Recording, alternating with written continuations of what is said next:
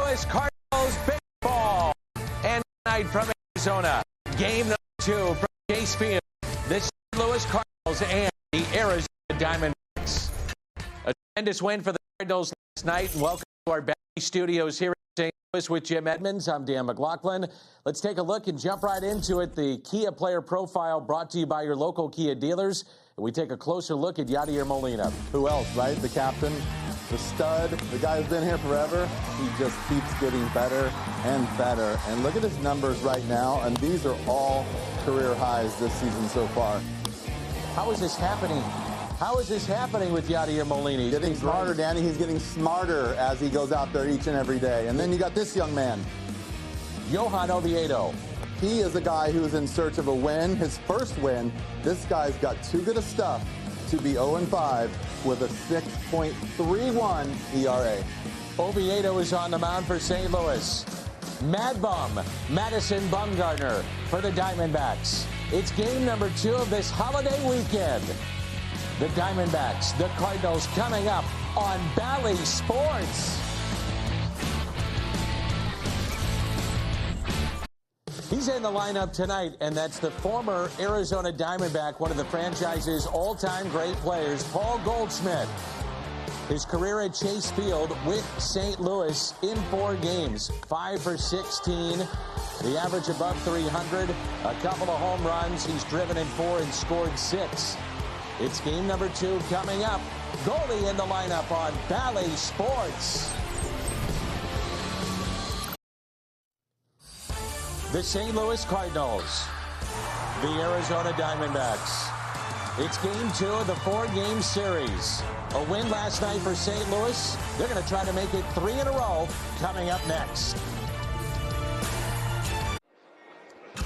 St. Louis Cardinals baseball on Bally Sports Midwest is brought to you by Budweiser. This Bud's for you. And by Chevrolet, the #1 selling brand in the St. Louis area. Find yours at your Mid-America Chevy dealer. Paneling and the roofs are open at Chase Field in Arizona. It's 99 degrees, so a hot night in the desert. The Cardinals come in at 28-22. The Diamondbacks at 18-33, and they have dropped 11 straight. And so they're trying to turn things around tonight. With Jim Edmonds, Jim Hayes, I'm Dan McLaughlin, and it's great to have you with us on this Friday night. Settle in, some late night baseball from the desert. Got that right. Late night here in St. Louis, but nice evening game in Arizona. That's right. Tommy Edman, Dylan Carlson, Paul Goldschmidt, Nolan Arenado, Yadier Molina, Tyler O'Neill, Sosa, Thomas Oviedo, the starting 9 for St. Louis. A postseason legend, undoubtedly with the Giants, and now trying to get things going again with the D-backs, and that's Madison Bumgarner, and the first pitch is taken for a ball. Just a bit outside. Tommy Edman has reached base safely in 9 straight. Couple of games ago, had a pair of home runs as the Cardinals salvaged a game against the White Sox, and he hit a pair. Both coming from this side of the plate. 1 ball, 1 strike.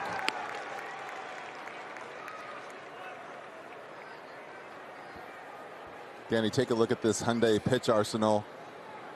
4-seam fastball velocity way down this year, last couple of years obviously, but a lot of fastballs, a lot of cutters, a lot of sliders. He is going to try to throw that pitch right there to speed you up, to use all the off speed to get you out. It was in Colorado. He decided to ride his mountain bike, had an accident. Since that time, the velocity has been down, but still effective for the Diamondbacks. Well, he's effective because he has some big-time guts, because he is coming after you with that fastball, and he's going to throw the ball middle in a lot to get you to speed up a little bit. And like I said, then he's going to throw the backdoor breaking balls, and he's throw the basically arsenal of Randy Johnson without the velocities. Crossfiring, he's going to come at you hard, get you to speed up, and throw that back foot slider, throw the slider around the back of the zone. He's going to airmail a couple. So the velocity is 88.7. That's the 8th lowest average velocity in baseball, and he's throwing, though, that fastball about 73% of the time. I wish I could do impressions so I could do Bob Ueckers. He tried the corner and missed. It happens. Wow, that's twice. 3-2 pitch to Tommy Edman. And a foul ball. But you could already see right there. Do you see it? Tommy's swing on top, trying to get down through it, trying to stay on top of the ball, because when you start kind of chicken winging a little bit and trying to lift, he's just going to eat you up.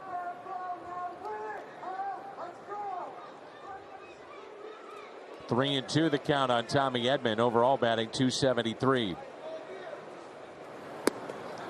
And that pitch taken high and a leadoff walk.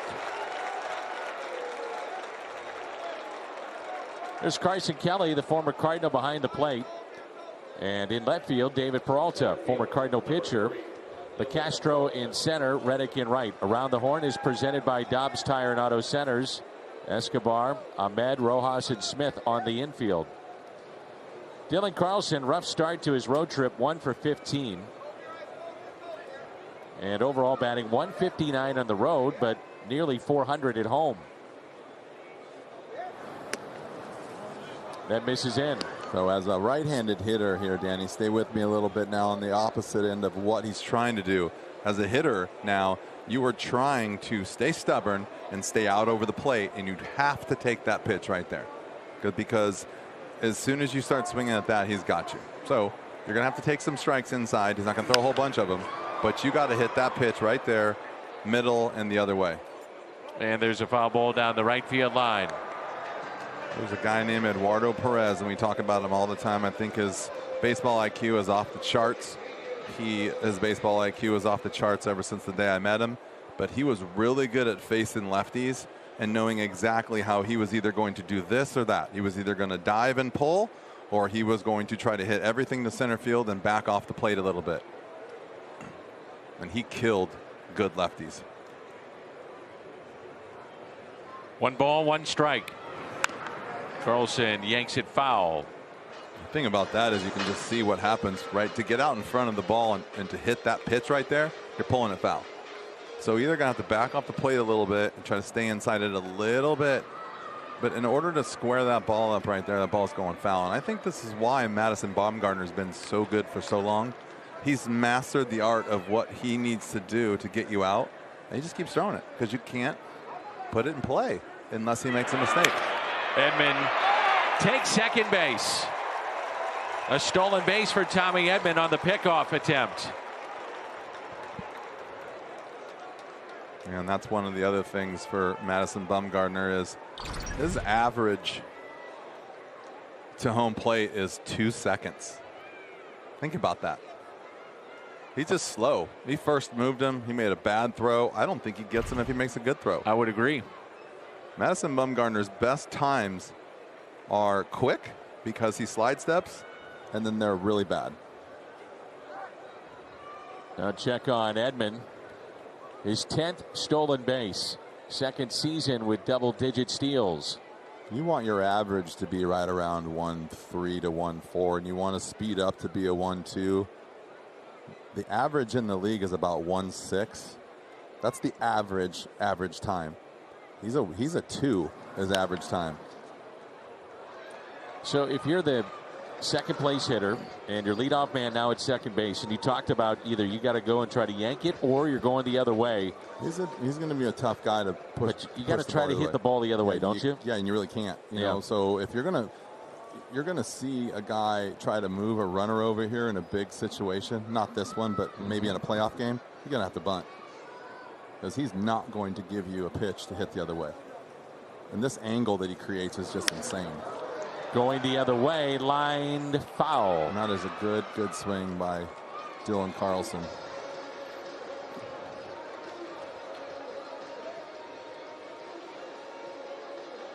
I was talking with Michael Gerst today, the Cardinals GM. One of the things he mentioned about Tommy Edman, he said even the other day, it's the little things he's doing. He had a 9-pitch at bat against the closer of the White Sox. So what happens? The next day, didn't pitch. Made him work. They made him work in that appearance. Liam Hendricks starts today off with a walk, steals second base. The little things that he can do. It's a good at bat here by Dylan Carlson. Doing a great job. 2-2. But this is why all of a sudden now he's being a little bit more successful and less power. He's taking taking more pitches. He's not swinging as hard. He's being mindful of the strike zone. He's not trying to do too much. And a wild pitch. Edman to third. So without a base hit, Cardinals have a runner at third and nobody out, and a 3-2 count on Dylan Carlson. Tell you what, I mean, this is just me being silly, but he keeps running hard here. Look where this ball ends up. I think he thought about it, and if you watch how Kelly got, he got to the ball and started thinking the same thing. Yeah, because he didn't get. I was thinking it didn't have anything to do with the first or the pitcher. By the time the catcher actually got to the ball, Tommy could have been 3/4 of the way down the line. I mean, he gave up early, which is probably the right thing to do. That rarely happens. I mean, how many times you see that a year? Once. Guys score from second on a pass ball. So that's not in your mind, but that was one of those that might have worked out. 3-2 pitch. Back-to-back walks. Good at bat. In steps the former Diamondback Paul Goldschmidt. Well, seeing that time and hearing the times that you've been talking about, you got to wonder if the Cardinals will be aggressive too with Dylan Carlson at first base early on. Well, I think what you got to do is, you saw what happened. He just basically went first move. So as soon as he picks up his foot, you take off. If he slide steps and goes to the plate, you stop. There's plenty of time for that. But if he picks up his foot and either throws over or he goes to the plate, you just keep running hard. 289 career hitter at this ballpark. 101 home runs hit at Chase Field. This season batting .311 with runners in scoring position. And strike one. A lot of history between these two, and good numbers for Paul Goldschmidt.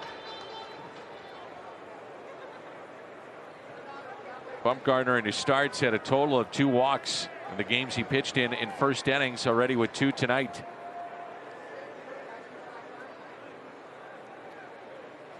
The 0-1.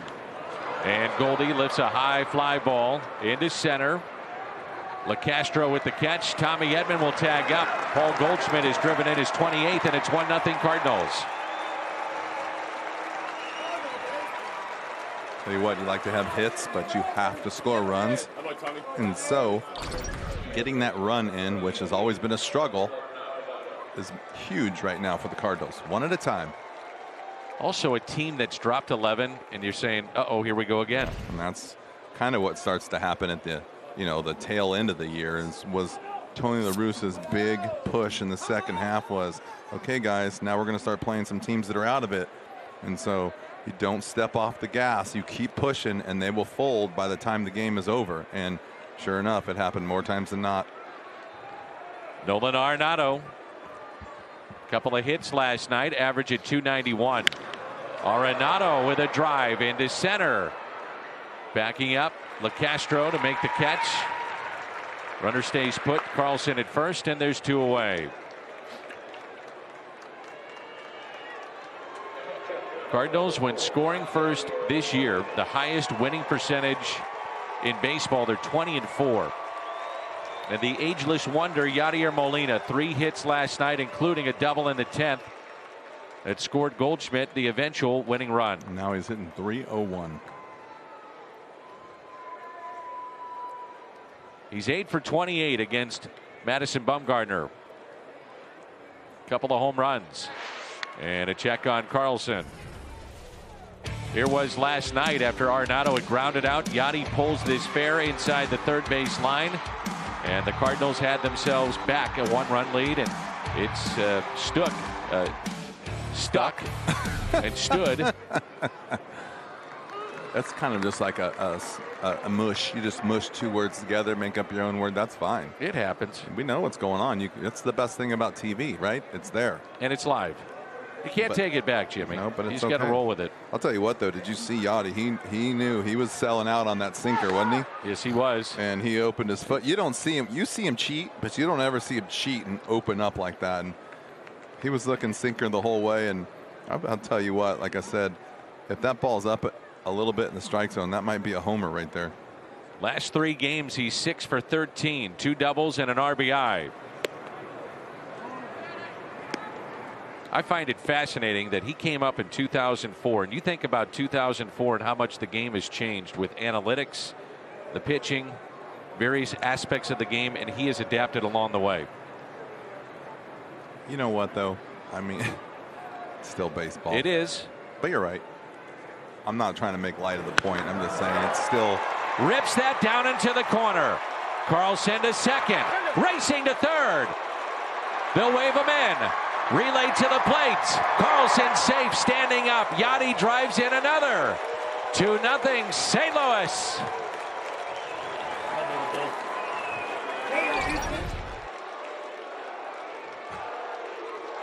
Well, a good job right here. He knows he's going to get a pitch in here. You just got to keep it fair and hit that ball down in the corner, and had a little trouble down here getting this ball. Not much of a throw either. If he fields it cleanly, in terms of just being able to have a decent bounce to him, a carom off the wall, might have been a close play at the plate. And then he picked up the ball and didn't have to look like it had a grip, and he just kind of lobbed it to short. 3 straight games with a double for Yadier Molina. Now Tyler O'Neill homered in his first game off the injured list last night. You know what's interesting right now? I don't think he's thrown a whole lot of breaking balls so far.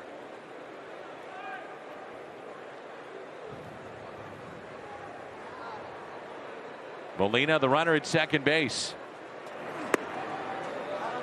That's his 18th extra base hit and 124 at bats. He had a total of 6 last year and 145. He's got 23 pitches right now. He's only thrown 5 curveballs. Everything else has been either a 4-seamer or a little tiny cutter, which is basically his 4-seamer. The 1-1. O'Neill, fly ball, left field, track, wall, gone! Tyler O'Neill does it again with a 2-run blast. 4-0 St. Louis.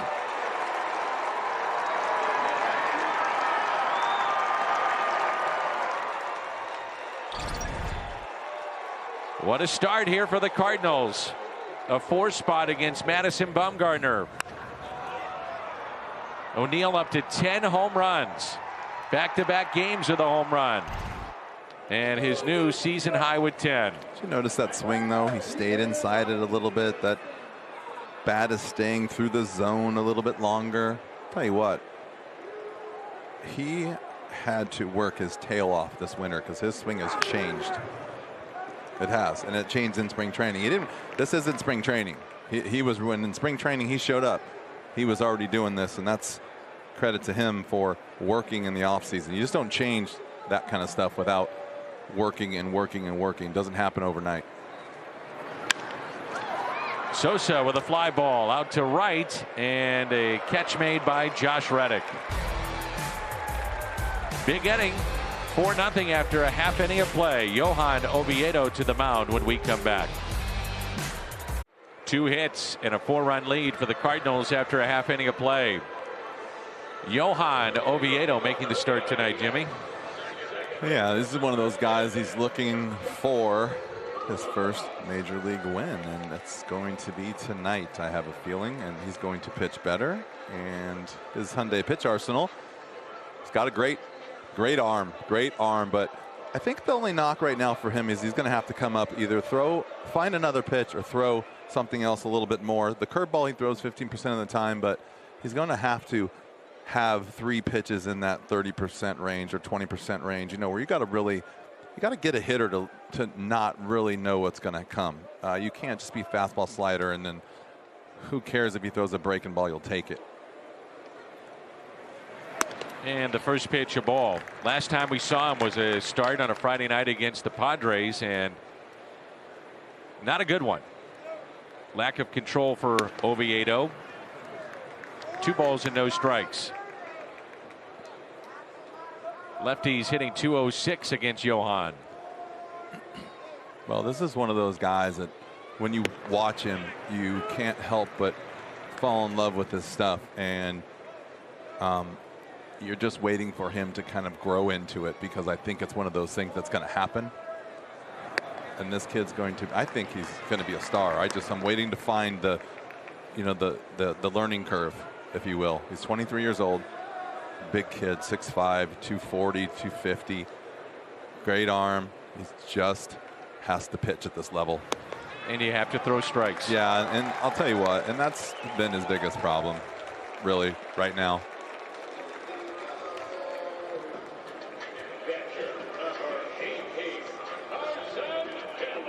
Toyota key to the game. And it really is what we were just talking about. Flip the switch.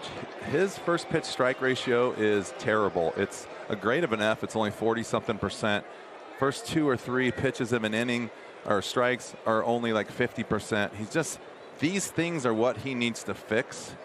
And when he does that, the first batter of the inning, he's down like only 60%. And these numbers, I'm reading numbers for this reason. These are grades, and they're all F grades, because the average in the big leagues is way above that. First pitch strike 40%. The average in the big leagues 65%. Those are the problems that he needs to fix. He's got the stuff. He just has to throw strikes. And strikes are the key, obviously. There's Carson Kelly. Came in as a pinch hitter last night. Struck out in a key spot against Ryan Helsley, who came in with the bases loaded and nobody out. And got out of that jam. Kelly with a high fly ball out to left. O'Neill back near the wall and has room. Rojas back to first base.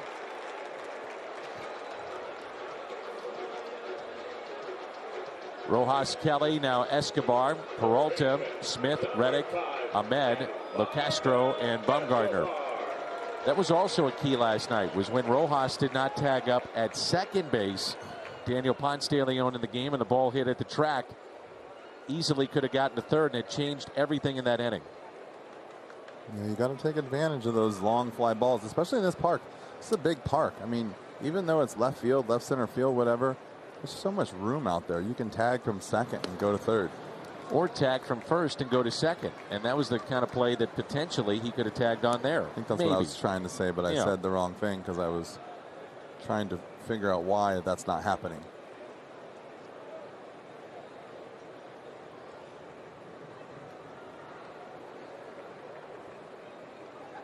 Here's a 1-0 to Escobar.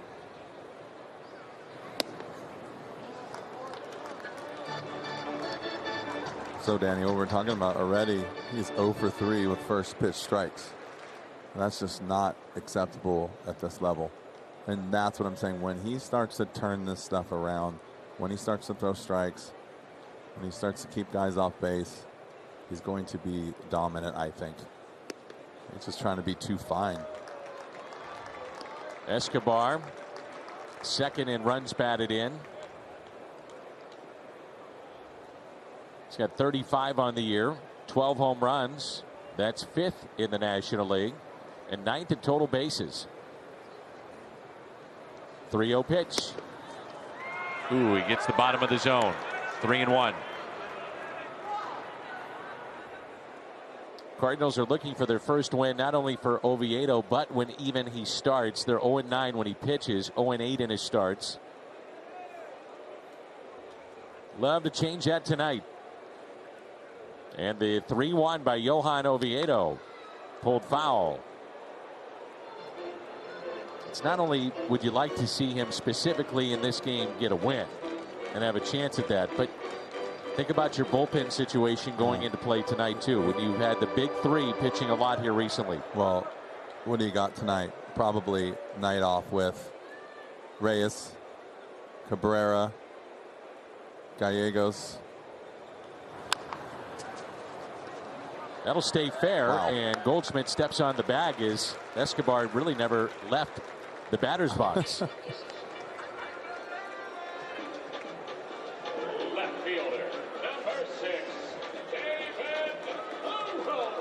Round the Horn is presented by Dobbs.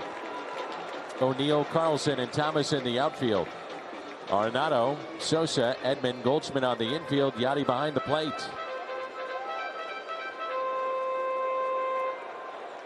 Here's David Peralta hitting .265.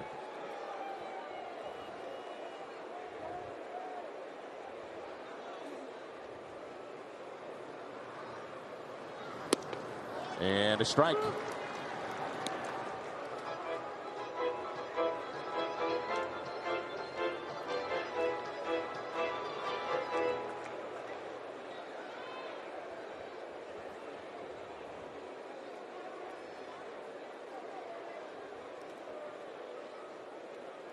Peralta 1 for his last 13. They've one hit, a double. The 0-1. You think about how the Cardinals scored their runs in that top of the first. Speed, small ball, couple of walks. Edman gets on, gets over with a stolen base. Advanced by Goldie. Molina with a double. Home run by Tyler O'Neill. And then scoring was Dylan Carlson in the 93rd percentile on that play, going from first to home on an extra base hit. Base hit into right. The throw by Thomas to the plate. Way offline. Not even close. And that should have been not even close. He should have thrown him out by 10 feet. He had the ball in his hand as Rojas was going around third. This ball gets to Lane in a hurry. This is a tailor-made out for an outfielder right here. Just let it come out of his hand a little early. See the runner That Rojas hurts right had there. to. I mean, look how far he's out. He throws that ball to the plate. So Peralta drives in his 30th, and the Diamondbacks are on the board and advances to second on the throw.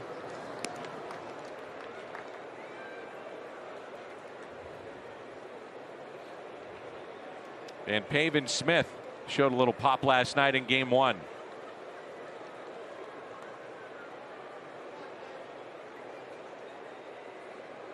Smith with a 7-game hitting streak coming into play tonight.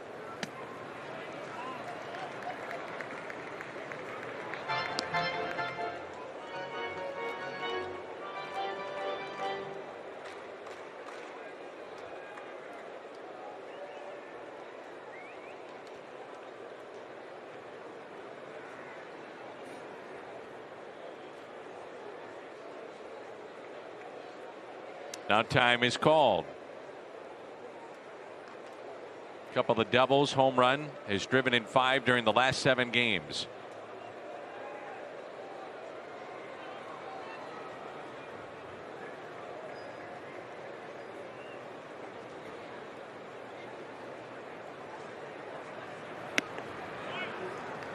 Missed in. Oviedo with 20 pitches here in the first inning. That's another thing. You're a young pitcher. You've given 4 runs. Go out and get a 1, 2, 3. Be efficient. Shift on the right side. Well, I think that you can see right there, he just kind of got good stuff, right? But just missing just a little bit, like a little too much on the edges. It's the cut, the fastball away or up, the cutter in off the plate.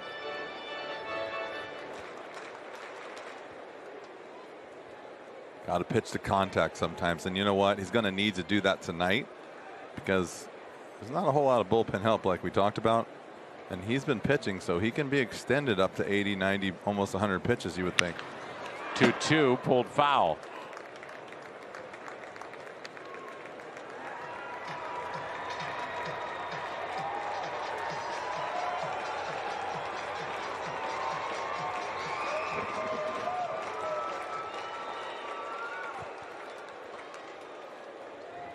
Two balls and 2 strikes. Cardinals left Thomas, Oviedo, and Edman looking ahead to the second. Johan trying to keep it a 4-1 game.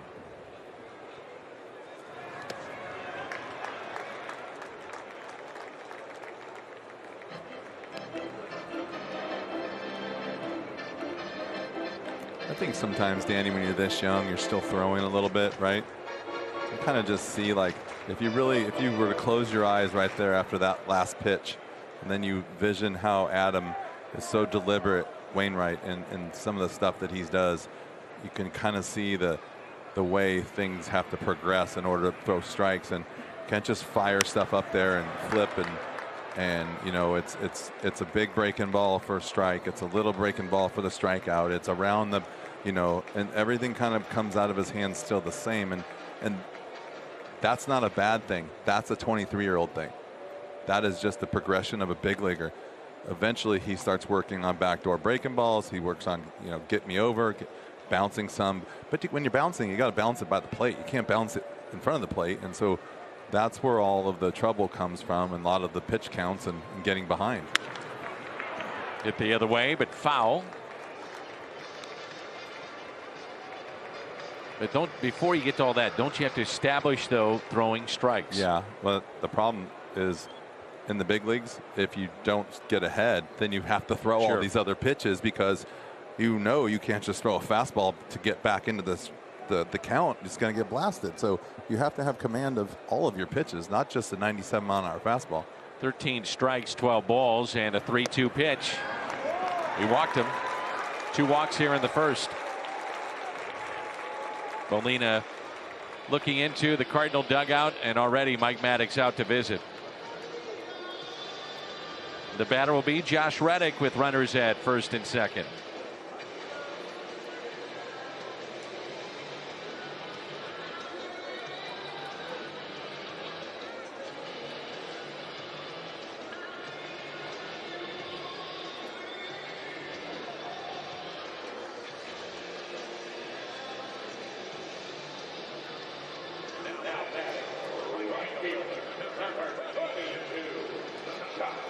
Reddick 4 for his last night. He's hitting 3 straight, so he'll come up with runners at first and second.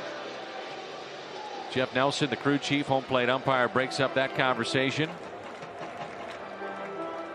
26 pitches here in the first and counting for Johan Oviedo.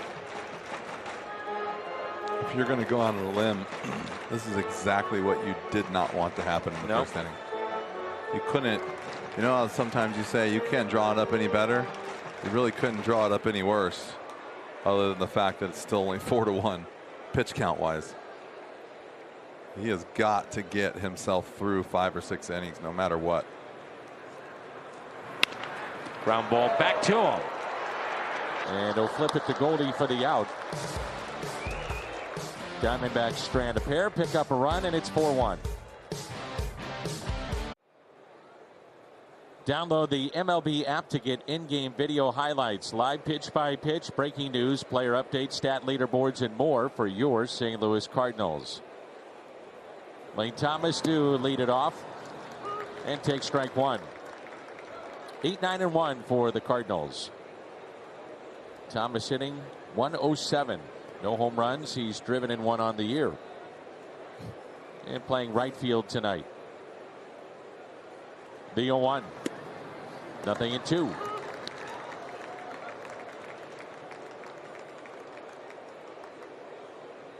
So Bumgarner in that first inning with 2 walks and 2 hits. A double hit by Molina, 2-run homer by O'Neill. The Cardinals picked up 4.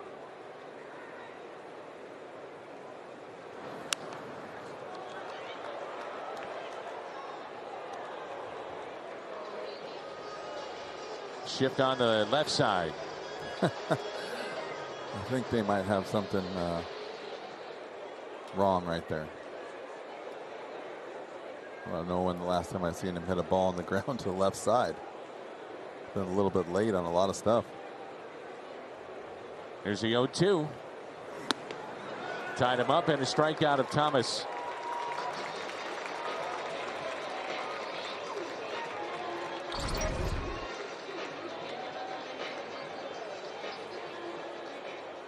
It has been a struggle, undoubtedly, for Lane Thomas. We have seen him play at a very high level in the big leagues. Not, to be honest with you, I'm really not sure what's going on. Doesn't look like the same player. I'll tell you what, though, I like to watch this guy hit, and I'm not kidding.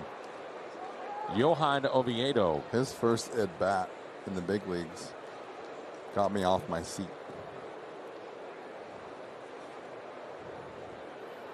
A 1 pitch. 0-2.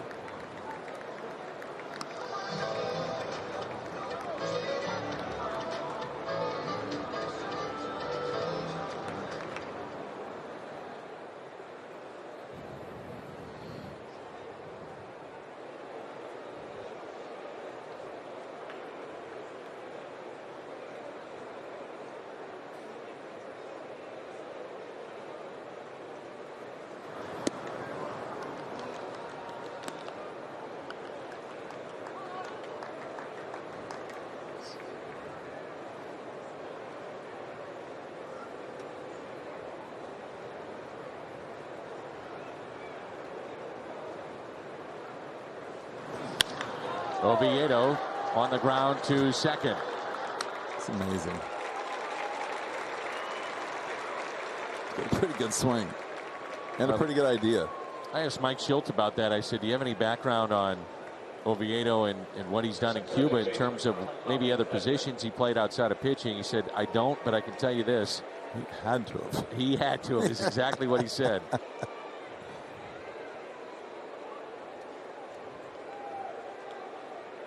Looks like he was playing other positions last year with that swing he takes. Here's Tommy Edman, walked and scored in the top of the first.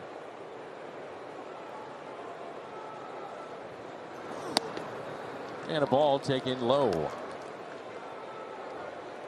Also stole the base, his 10th in that first inning. 273 from this side of the plate. Couple of bombs.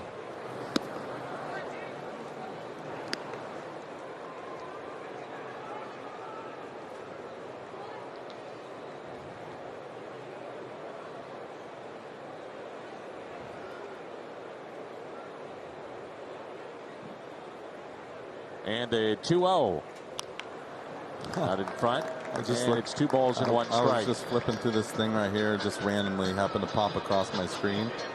2-0 count. Some 71% breaking balls when he's behind in the count.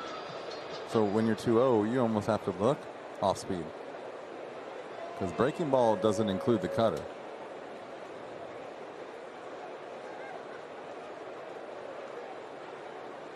Two-one pitch. 3-1.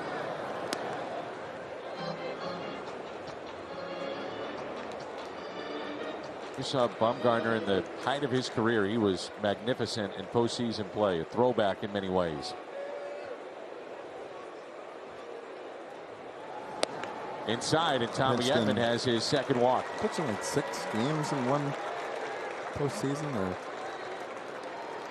I think he pitched in six games in one postseason, or I mean, he was a monster when he gets in a postseason, but that was when he was throwing 95. And can you imagine the way he throws right now, and just makes, I think, at bats look uncomfortable a little bit. Imagine adding 6-7 miles an hour to his fastball. There's Carlson, really good at bat in the first inning. Madison Bumgarner, 6 starts in a single postseason. The ones that have done it since 1995. Curt Schilling, part of the world champion Diamondbacks, world champion Cardinals, and Madison Bumgarner in 14 with the Giants. And I believe in Game 7, he came out of the bullpen to get the save in the World Series. Yeah, he finished it off against Kansas City. He did it all. That was in Kauffman Stadium. Here's the 0-2 pitch. And Carlson serves it into right. Liner that is caught by Josh Reddick. It's a great swing right there. Midway through 2, St. Louis on top. 4-1, the Cardinals have the lead. Midway through 2, and we check in with Jim Hayes. Danny, the Cards say a second opinion confirms the initial exam on Miles Michaelis, which says Miles does not have a flexor tendon tear. Miles will be out of commission for a while. The Cards say Miles got a stem cell injection earlier this week. They say he'll be reevaluated in 4 to 6 weeks. The Cards are pleased. There are no signs of a tear or UCL injury, and they anticipate Miles will pitch again this season. But, Dan, it'll take some time for Miles to make his way back. All right. Thank you, Jimmy. You start thinking about that and doing the timeline. That takes you in the middle of July, right around the deadline. 4 to 6 weeks. If it's 6, that's ball one to Nick Ahmed. And the longer that you sit, the longer it takes, obviously, to get back. Then you're going to have a rehab or 2 or 3. And that's what I mean.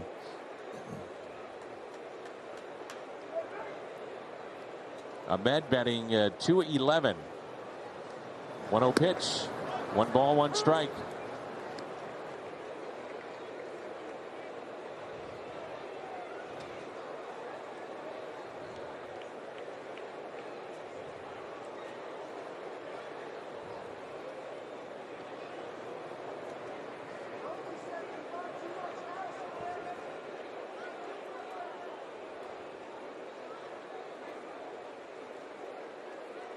Here's a 1-1.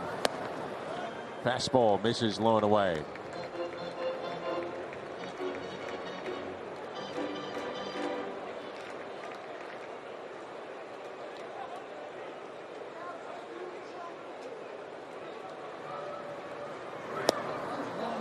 Doesn't get that call. 3-1. Cardinals have been hit with a ton of injuries. It's been tough to field their everyday lineup. It's happened a handful of times. But they're not the only ones, as injuries have been aplenty in the game of baseball this year. Leadoff walk and his 3rd in the ballgame.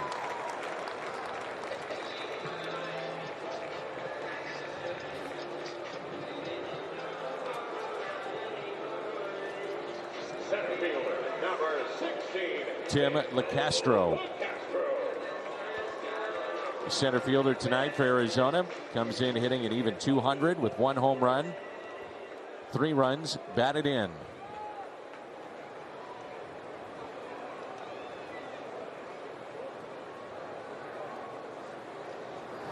Oviedo last time 2 weeks ago on a Friday night in San Diego threw 39% strikes in 2 innings. Oh, he's below 50% right now. Yep.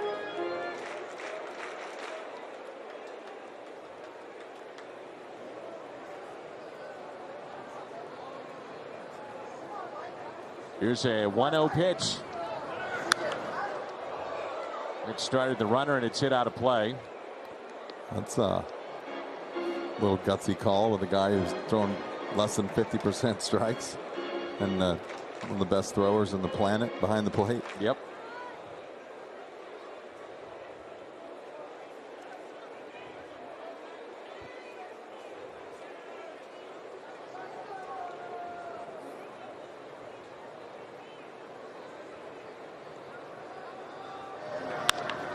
Pulled left side, Arenado. The turn, no. Dropped by Edman.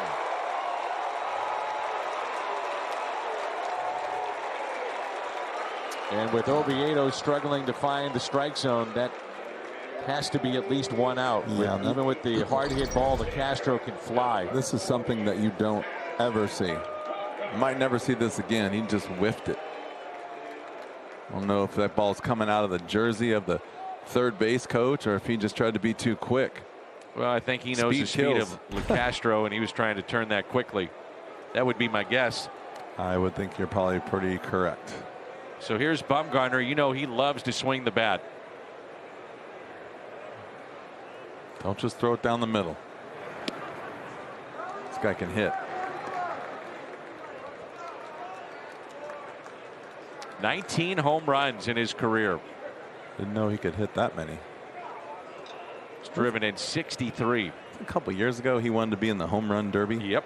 I mean, it's been more than a couple years by now, but a couple of my years, like dog years. Except 1 ball, 1 strike. Except the reverse. No, it was a couple years ago. He wanted to be in the home run derby. I bet he wants to be in it again this year. If you'd ask him. Well, he's got no shortage of power. Big boy, too. I mean, 6'4", 260. That's no joke. Now squares to bunt, looks at a strike, 1-2. What does that tell you right there? He doesn't want to bunt. The ball's right down the middle. He's got 19 doubles, by the way, to go along with the 19 home runs. 12 of the 19 have come against right-handed pitching.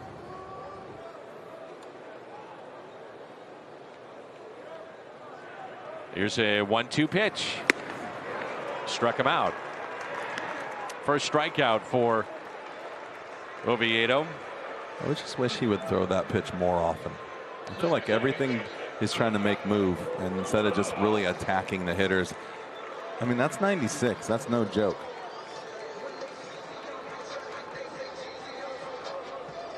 Average velocity on the fastball, 95, right around that area.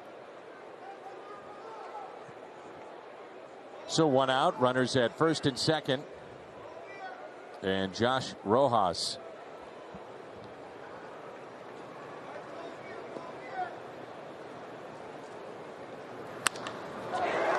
Driven in the gap and bouncing in front of Thomas, and the bases will be loaded.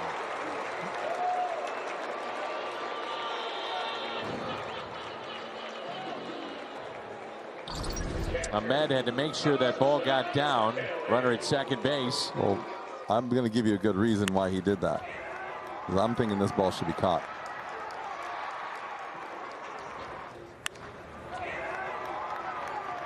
He just ran back on that ball.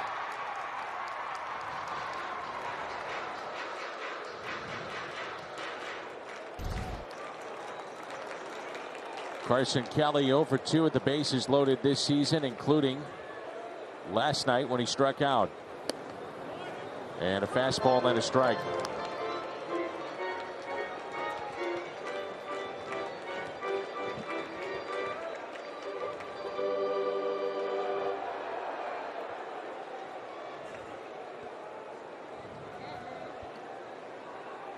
All loaded up here for the Diamondbacks with one out. And Kelly with a fly ball that'll back up Thomas. He'll make the catch.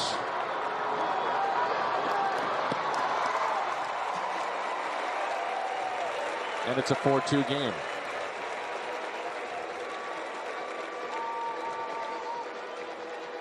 Kelly drives in his 20th. It's a good piece of hitting right here by Carson Kelly. All he's trying to do, I mean, he might be trying to hit a home run, but he's just trying to hit the ball in the air, get the run home. You can tell he didn't take a massive swing.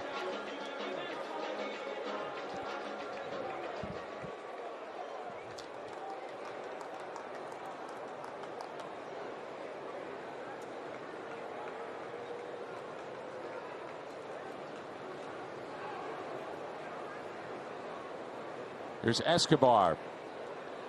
2 outs, runners in scoring position, batting .167. Do you think of the throw from Thomas going to the plate, not going to third? Now you did have LeCastro running. He is very quick. Would have been tough to get either one.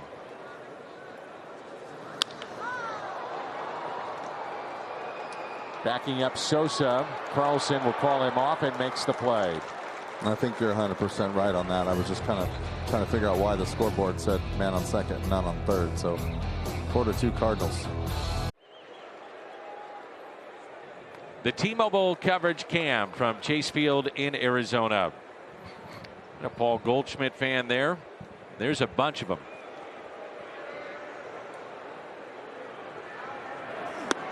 Now Goldschmidt was drafted, developed by the Arizona Diamondbacks. Very, very influential in that community. He and his wife had done a ton for a children's hospital there.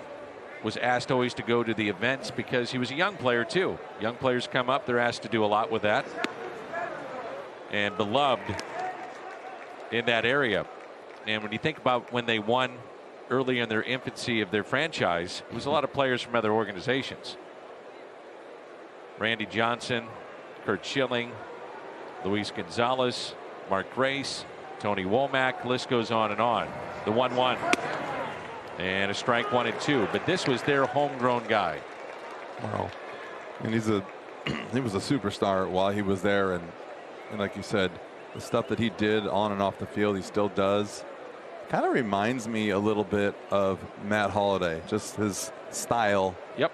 On and off the field, just kind of quiet, just goes about his business, and then the next thing you know, he's all over the place, and you know, in the public, helping people and doing good things. So, I mean, yeah, it's nice to see a guy like this that becomes a superstar still doing good things off the field too. The 2-2. I was talking with somebody today about Goldie that has seen him from day one in Arizona, and he was drafted out of Texas State, and he said he got to the organization and was kind of pudgy. I said, Paul Goldschmidt, we talking about the same guy? He said he worked and worked and worked to make himself into one of the elite players in the game. Great defender, will be a finalist for the Gold Glove,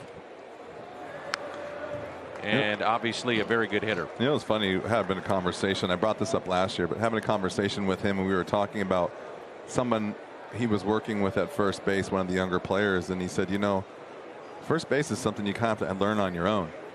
And think about this for a second, how good he is. There's nobody that kind of comes up and teaches you how to play first base.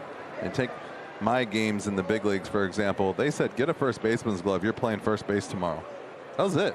I'd never played first base before. The fly ball into center off the bat of Goldschmidt, and the first out. My introduction to first base was, hey, let me know when you get a first baseman's glove. And then I did, and he said, Buck Rogers said, you're playing first base today. Never before. And he said, oh yeah, don't go to the mound when Finley's pitching and when Langston's pitching. That was it. And so to reiterate what Goldie says, like, I had to figure this out on my own. I mean, you ask guys, you ask older players, you ask people off the field, but there's no first base guru out there teaching him how to play, and he's just a great athlete, and he works. Here's Nolan Arenado, and a strike. I mentioned I spoke with Michael Gersh today and asked him about Arenado, and has it been what they expected? He said yes, and then some. And what they have really found, and they love to hear this, is how much he truly wanted to be a Cardinal. I mean, he's really enjoying it, and has relished wearing that birds on the bat and playing in St. Louis, and how special this place is and can be. Well, I'll tell you what, it's going to see another side of it come June 1st, 14th. Just thinking the same thing. Whew, I Full can't capacity. Wait.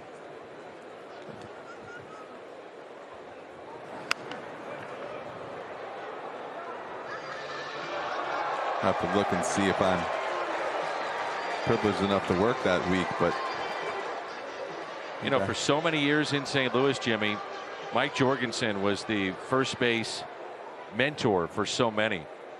Great, and I mean great presence in the minor leagues, development, helping out kids, and had a ton of different roles with the St. Louis Cardinals. As Goldie, wow, look at that. First made the first out. Now Arenado pops one way up there, I would imagine. Well, that right there.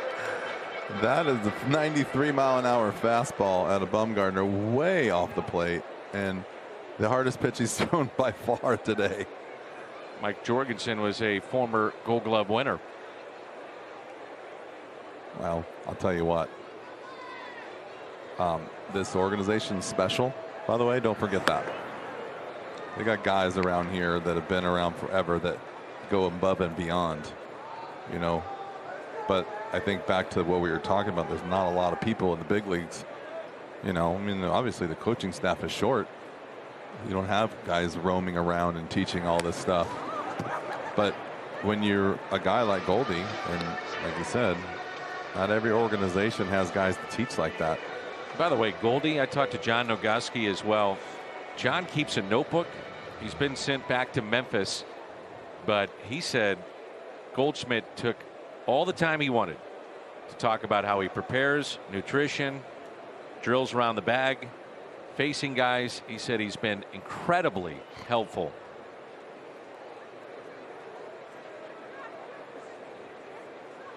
There's a 1-2 pitch to Nolan Arenado. Inside. Goldie spent 3 years in the minor leagues, and that was it. So not a lot of time to work on those things. Just hit your way to the big leagues and keep on going.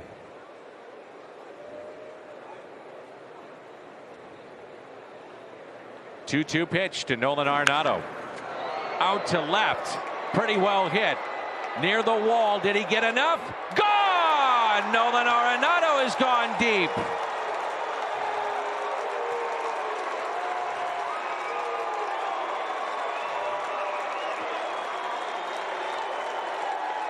How about getting your hands in on that one? I'm telling you, that's 2 ways to look at it. Either got to get in there or you don't swing.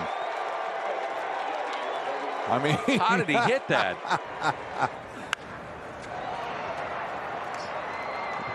How did he pull his hands in like that and hit a home run? Some of the times that he puts the ball in play, it amazes me. It's just, look at him. Just like a little kid. I love it. It's infectious, man. Oh, you gotta love his fire. I love it. I never would have imagined, not knowing him enough, that he's got that much passion and fire during the course of a game. It's great for the organization. Here's Yadier Molina. Count of 1 ball, 1 strike with 1 out and nobody on. 5-2 our score.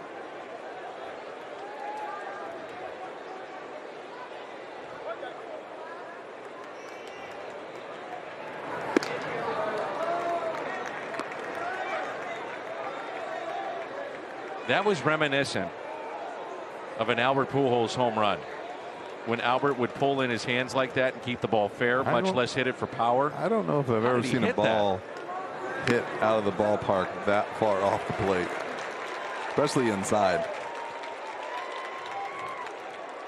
We're going to go back to our game. How many ballparks is that ball? I'm not going to hold you to the perfect number, but how many, where are you at on number of ballparks out of 30 that ball leaves?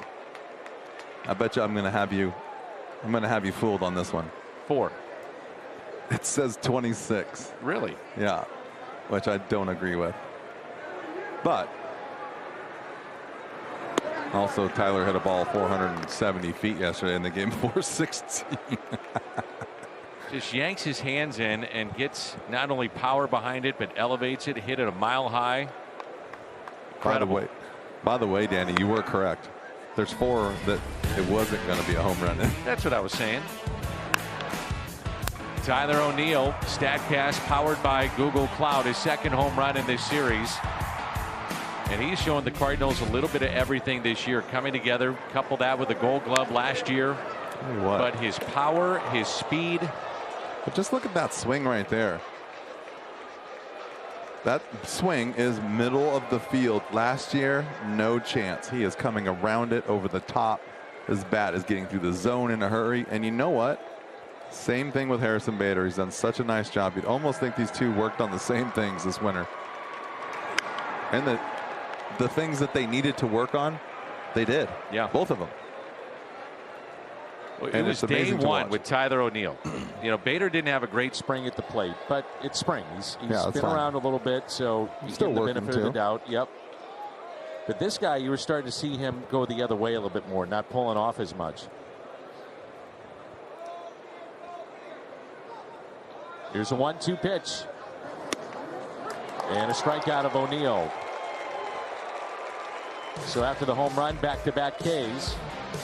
Arenado has hit 11, and it's 5-2.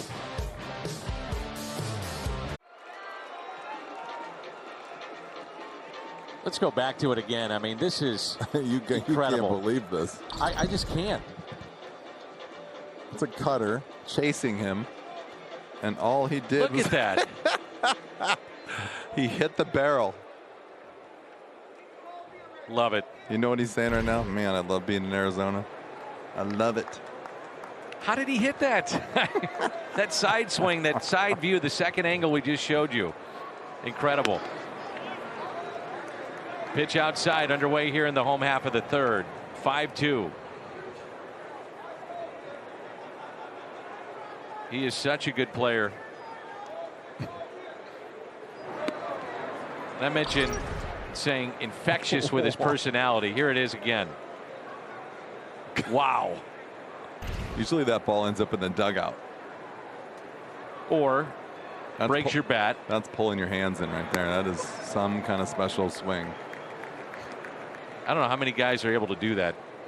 Albert is the only guy I remember with balls going at his hip that he was able to open up, keep his hands though, get Inside, through it yep. inside and keep a ball fair.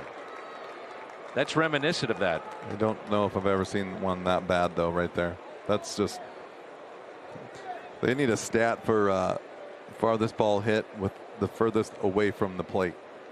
Awesome. 3-1 the count here on David Peralta. And the fourth walk for Johan Oviedo.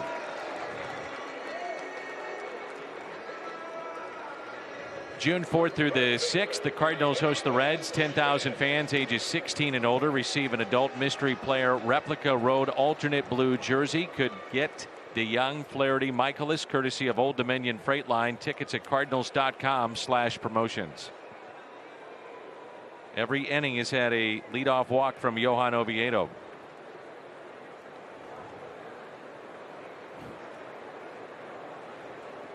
Now it's Smith.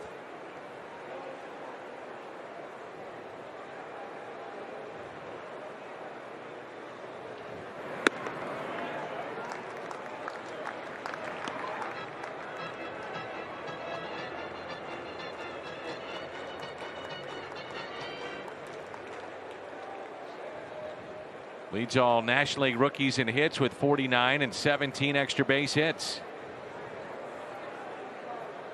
Couple good swings last night, didn't The he? 1-0, absolutely. Couple of doubles. Kind of down on top of the ball. Gets extension. Kind of the guy you don't want to see up with a man on with the 2-0 count. He's had 50 pitches, 25 balls, 25 strikes.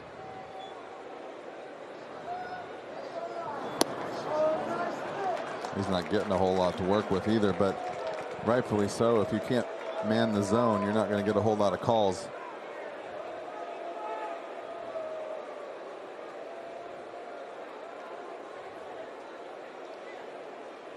Three and 0 with Josh Reddick at the on deck circle.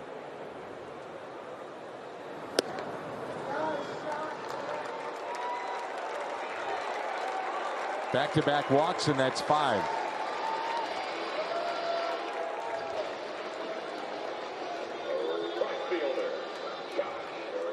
And another visit now from Mike Maddox. They're starting to stretch a little bit out in the Cardinal bullpen, but to your point, Jimmy, this is where they need him to give you at least 5. I mean, you got to. I mean, I would hate to say it, but he's just got to eat it. I mean, he's got to pitch. Can't take him out in the 3rd inning. No chance. Tomorrow and the next day? Where's your bullpen at if he only goes 3 innings? In trouble. With 52 pitches. In the 3rd inning, and he's now, especially with the fastball, below 50% in the strike ratio. Below with a fastball.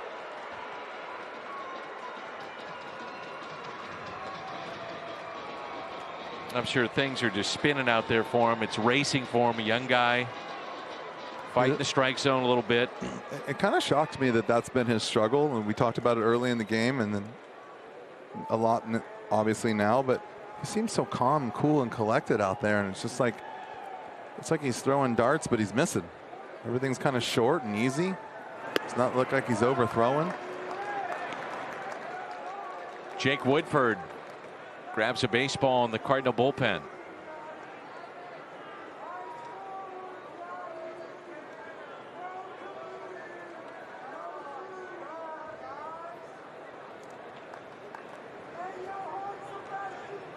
And the 1-0. There you go. Cardinals came in collectively having thrown 61% strikes this season. That's lowest in baseball.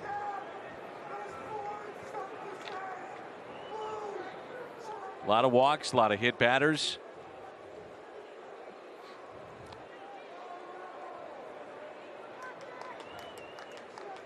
The 1-1 pitch to Reddick.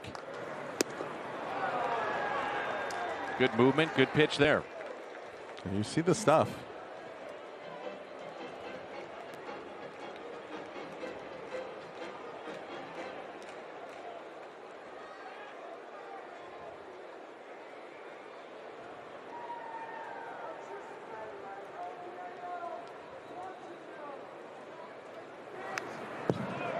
The slider.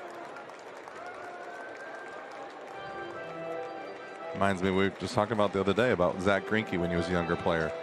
Nasty stuff, but he was always behind. And he had to throw his fastball right down the middle to get strikes and got hammered. And then all of a sudden he started throwing strikes and became a Cy Young winner.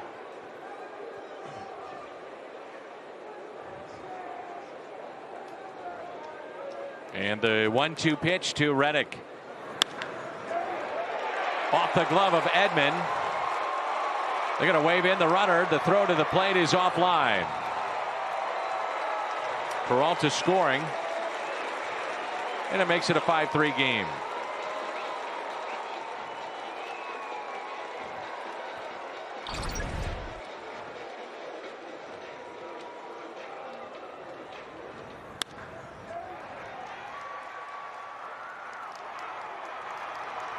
Aggressive base running there by Peralta. Really no hesitation going around the bag at third. No really reason to. That ball was rocketed off of Tommy's glove. So you have 7, 8, and 9 here. Ahmed walked first time up. Runners at first and second. And ball one. 5 for 10, his last 10 for Nick Ahmed. 3 doubles, 3 walks.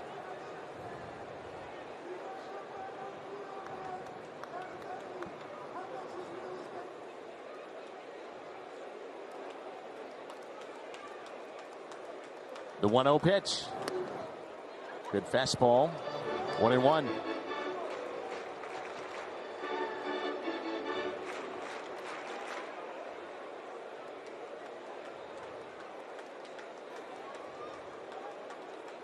So back-to-back walks. Peralta, Smith, base hit by Reddick. Count of 1 ball, 1 strike on Nick Ahmed.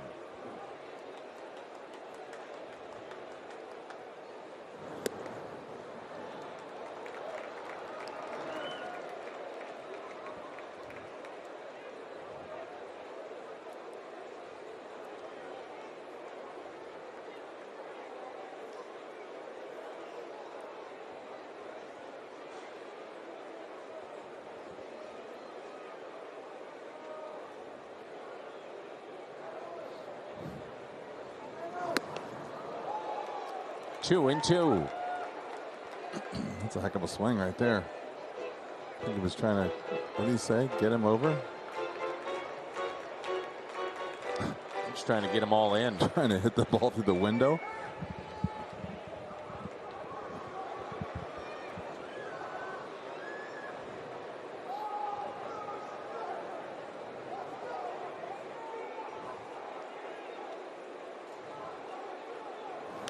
And he strikes him out. You know what's funny is last time that they went to the mound, he came back and threw a bunch of fastballs. This time, same thing. Get aggressive, throw the ball down the middle, let them hit it. If you can get ahead, throw fastballs, and you get beat, fine. But you can't get beat by throwing balls and having to flip breaking balls, and you're scared to throw a fastball because you're in a 2-0 count, so you got to throw a cutter and it's a ball. And you're just nibbling back and forth. Not with that kind of stuff. You can't pitch like this. You can't pitch like that. Not with that kind of arm. So 2 on and 1 out. There's a fastball taken low. And Tim LeCastro. You see the 4-seamer ride. You see right there it goes, 2-seamer goes down. I mean, he's got plenty of stuff. It's just confidence and throwing strikes.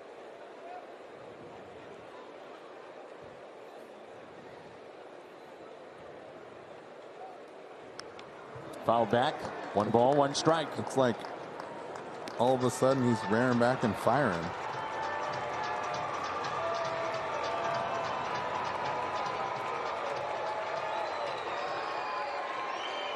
LeCastro reached on an error by Tommy Edman.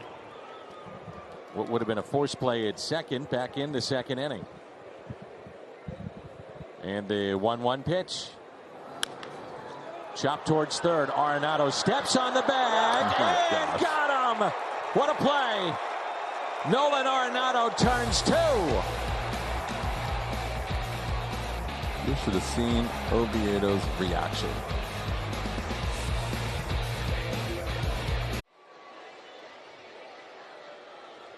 Let's go back to the double play turn by Nolan Arenado. He's hit a home run tonight, and now this dandy. Talking dandy for sure. Wow. Oviedo went crazy. This is what I love. Come on.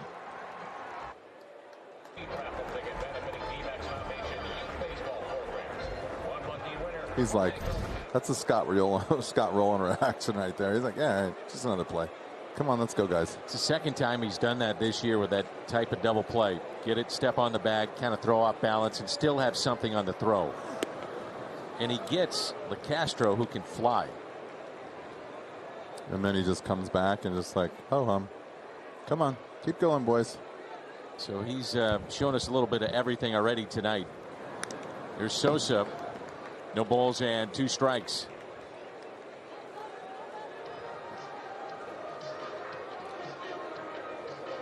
That could be the exact pick-me-up that Johan Oviedo needs. How many times you see a play made behind you like that, and then you just find something? Well, the good thing about that is he got out of there, too, with, just a run. But I think you can go back in and you can calm down a little bit, probably get some advice from your pitching coach, maybe even your catcher. At that age, every inning is a learning experience. And so anytime you get out of an inning right there, someone's going to come over and say good job, but they're also going to say, hey, look what you just did with your fastball. Stop messing around. Like, you're throwing 97, 98, 96 with movement. Why are you getting behind with everything else? Don't be afraid. There's Lane Thomas. And the first pitch drops in for a strike. Lane struck out his first time up playing right field tonight, 0 for 1. You know what they used to say when I played? If you're afraid, get a dog. Get a dog.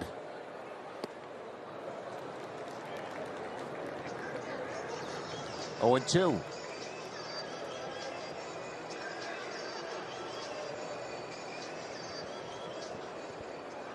Oviedo at the on-deck circle. Shift on the left side. And the 0-2.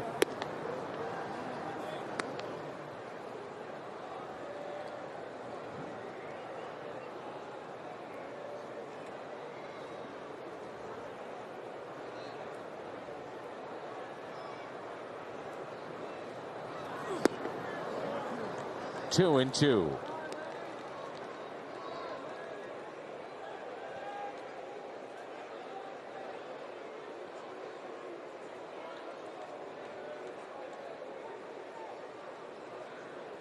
Two pitch.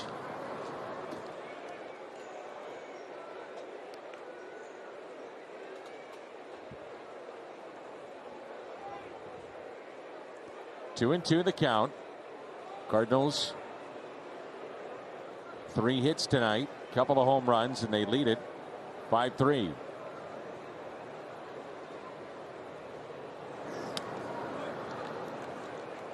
From 0-2 to a full count on Thomas. Jake Woodford is sat down, obviously, after that double play, and we'll see if Oviedo can't kind of regroup.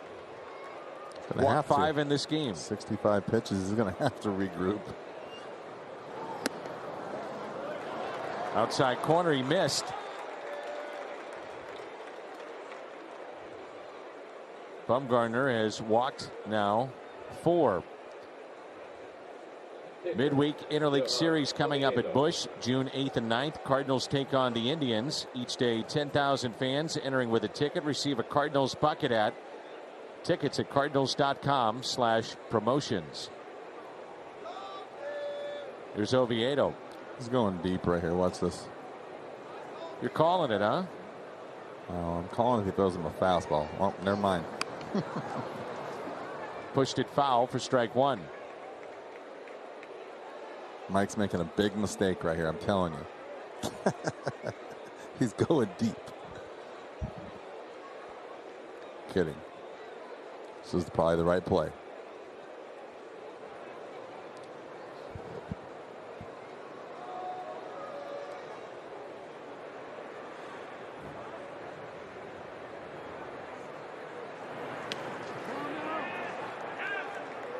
And he did go, so 2 strikes.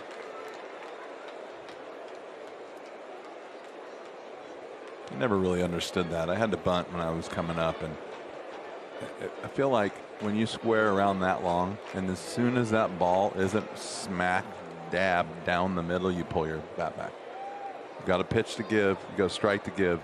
If it's a breaking ball or anything that doesn't look like a fastball or a hanging breaking ball, you just pull your bat back.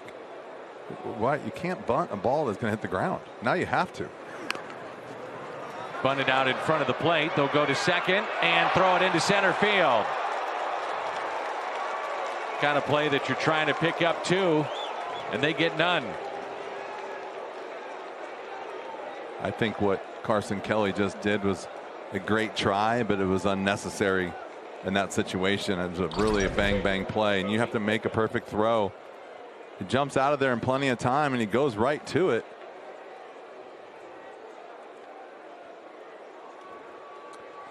This is another thing too that I don't like. If you're Nick Ahmed right here, you have to catch this ball. I don't care what. You have to catch it. And he just wasn't in good position. Look at the body position right there.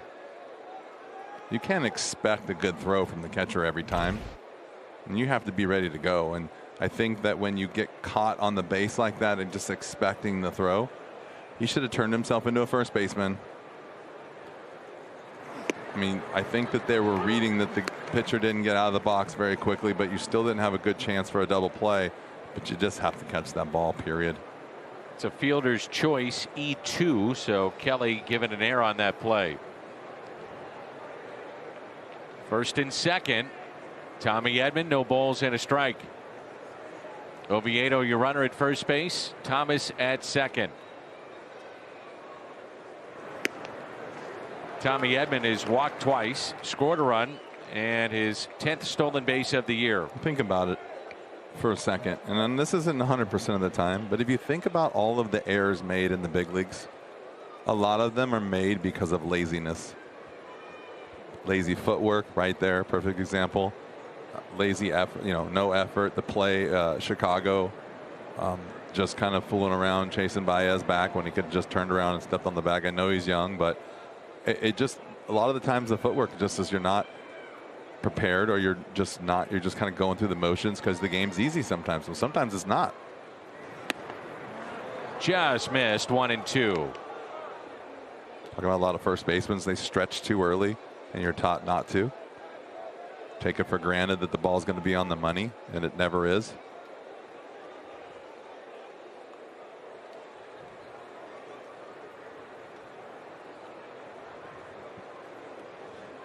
Catch the ball first.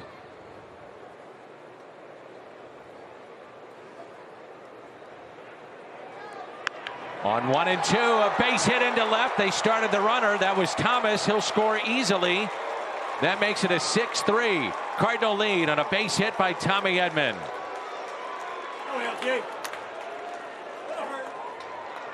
Thomas looked to be limping a bit as he crossed the plate. I thought he got a little tangled up at second base. Tangled, twisted. Second base. Running fine there, avoids the ball. And when he came into the dugout, something wasn't quite right, it looked like.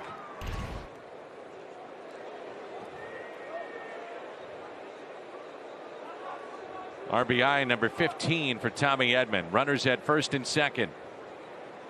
Dylan Carlson hitting .267 with runners in scoring position. I like his at-bats tonight. He had a long walk in the first, scored a run, and hit a bullet to right. And this will be interesting right here, okay? He hasn't got that pitch called for a strike all night long. Let's see what he does with the next pitch. Does he chase or does he stay with his game plan?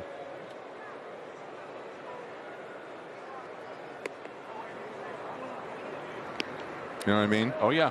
Because that's what separates the good hitters from other guys is when you know, okay, I'm going to tip my hat to you on that one. I'm not changing my plan. I know you're going to give me something. I know you're trying to trick me. I know you're going to throw me a backdoor breaking ball. I know you're going to miss with your fastball. There you go. Good job. 2-1 the count. Telling you, the strides that this young man has made this year is second to none. This time last year, everybody was shut down. Then the summer camp eventually called up. Struggled, sent back down, made adjustments. And the 2-1 is hit out to deep right field. That ball is down, and it's a ground rule double for Dylan Carlson. Dive into the pool and get that souvenir.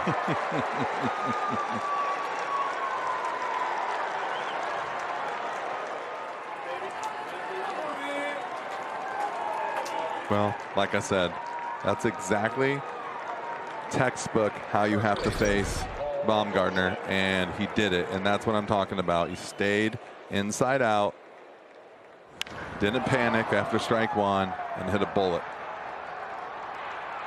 Just out of the reach of Reddick and into the pool. RBI number 21 for Dylan Carlson. Runners at second and third. Here's Paul Goldschmidt. And ball one. You can just see it. I mean, Dylan's had good at bats tonight. He's had good at bats all year. Right after that first couple weeks, felt like he was kind of getting on his heels a little bit. He was kind of being a little, I don't know, he wasn't being very aggressive, but he was kind of in between, swinging and missing a lot. And all of a sudden, he just kind of got a little bit less aggressive, a little bit softer at the plate, and he is just taken off. Riley Smith starts to throw in their bullpen. Right-handed pitcher. A ball and a strike. This will be the 90th pitch already for Madison Bumgarner. Goldie tattoos it foul. Yikes.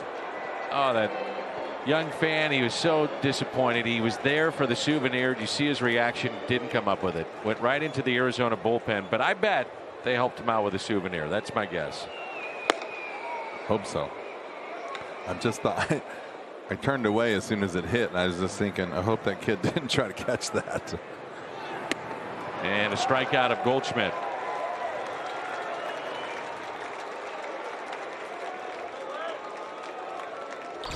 I don't know if you're Bumgarner, do you give Arenado anything to hit with first base open? After what you just watched. That's my thinking. Well, where are you going to go? You have to go away from him because you can't go in. If he got hit on that pitch in, you never could go in again. That pitch is a foot inside off the plate for a homer. I'm thinking I'm just throwing the ball away. Here, hit it or throw it down the middle. But he does a good job going the other way too. He does. He stays on pitches.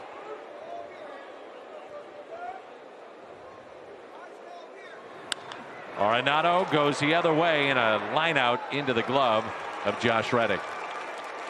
Cardinals strand a pair, but pick up two. 7-3.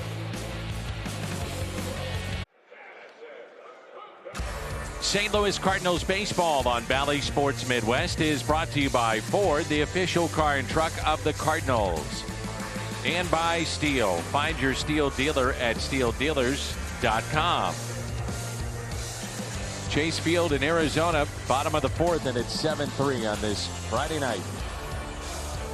Warm Friday night. And a holiday weekend. Memorial Day weekend, and hope everybody will enjoy themselves and remember why we celebrate Memorial Day and honor those in our military and those that have paid the ultimate sacrifice.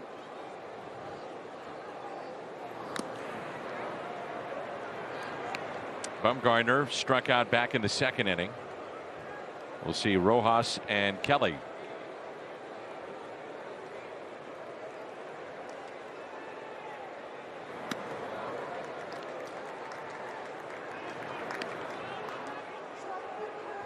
One ball and 2 strikes. Oviedo has walked 5. He has struck out 2. Got a key double play to end last inning from Nolan Arenado. And a swing and a miss. So his 3rd strikeout tonight. And with 1 out here in the home half of the 4th. Tell you about the Cardinals virtual 5K presented by Bally Sports Midwest. Celebrates Lou Brock. Proceeds benefit Girls on the Run. Cardinals Care Redbird Rookies Program. Register at cardinals.com/5K.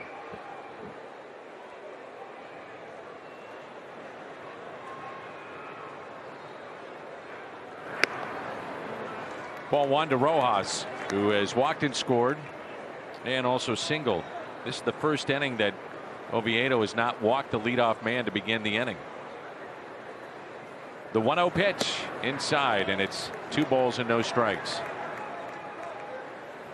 Well, Jimmy, you talked about Oviedo maybe going with the fastball. He's kind of gone away from that here. We were hoping that he wouldn't. He's just kind of losing it right now. 3-0.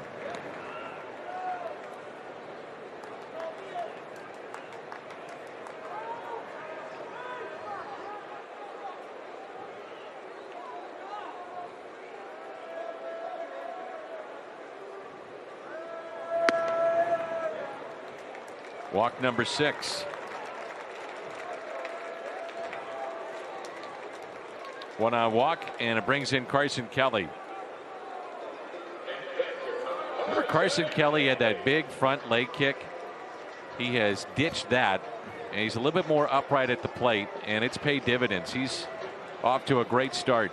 Well, I think that if you kind of watch young guys hit, eventually they'll kind of ditch the high leg kick, because it's too hard to stay balanced and stay on time with all the pitches that are thrown and all the different velocities.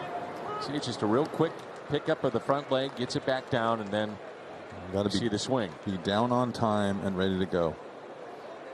That's hard to do when you have a big leg kick, especially with you get caught up in the running game and you're hitting when pitchers are varying their times and they're slide stepping. You can really get thrown off.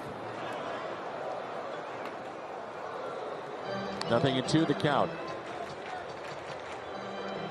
It's a great kid, though. I'm happy for him. Getting a chance to play. Getting a chance to play, and he's made the best out of it. Turned himself into a really good player.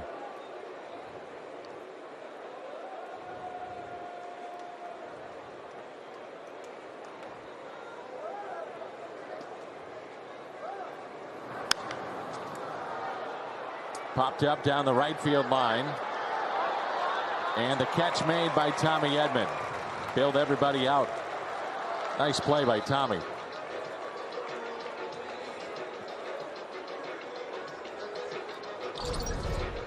Third baseman, Eduardo Escobar.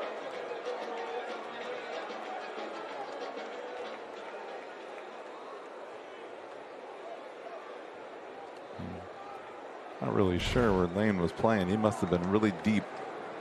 I'll tell you what, Tommy can fly, though. He makes up a lot of room and a lot of takes over a lot of mistakes of a lot of guys. Can't get to certain balls. There's Escobar, who is 0 for 2. Grounded out to first, fly to center. Ball 1. Pitch count at 77 for Johan Oviedo.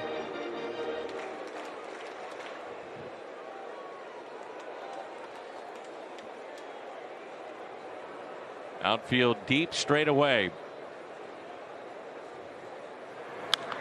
Notice this outfield plays very deep with just about everybody at the plate in this ballpark. Yeah, I think that the young group is a little intimidated by the big outfield, and I just think that you really don't need to be that deep. You really have to take away the balls that were hit when the pitcher makes his pitch, not catching home runs and getting close to the fence when the ball goes into the pool.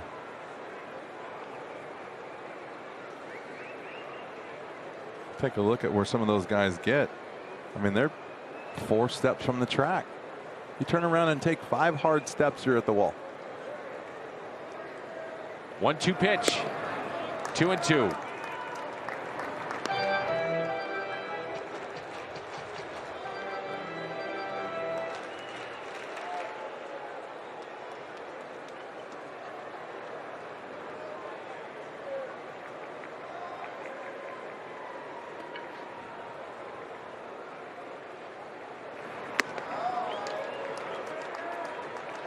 You know, but you really think about it too. I think that the style of defenses between myself and maybe Willie, and even the era, you know, the eras are different. Guys played a little bit deeper back when Willie played. Guys still played deep when I played. I just did things differently because I was taught differently, you know. And now with all the fly balls and all the overthrowing of the fastballs and all the launch angles and whatever, guys are just playing back again. Sosa to first and just got him.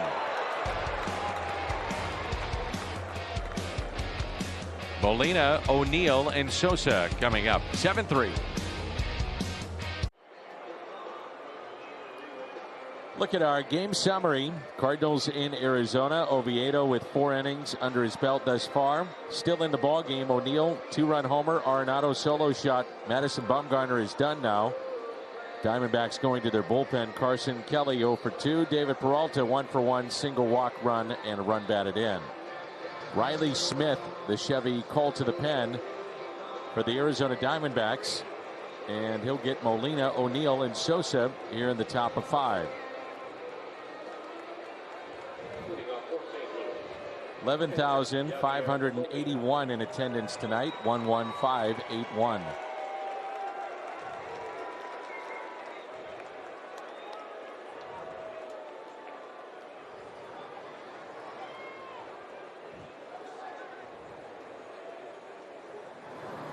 And ball 1.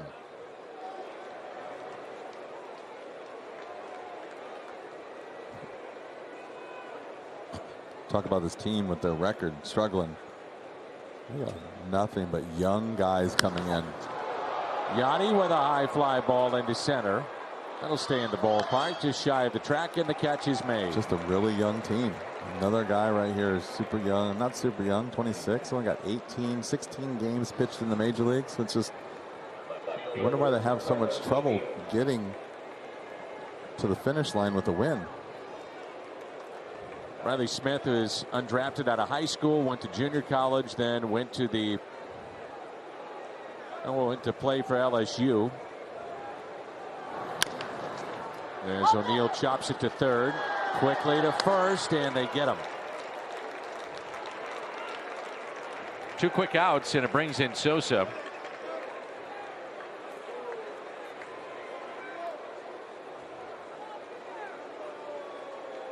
This right-hander debuted in late August of last year's season.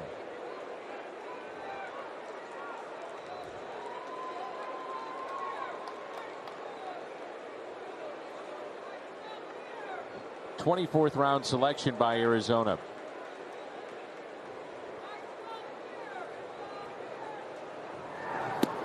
And ball 1.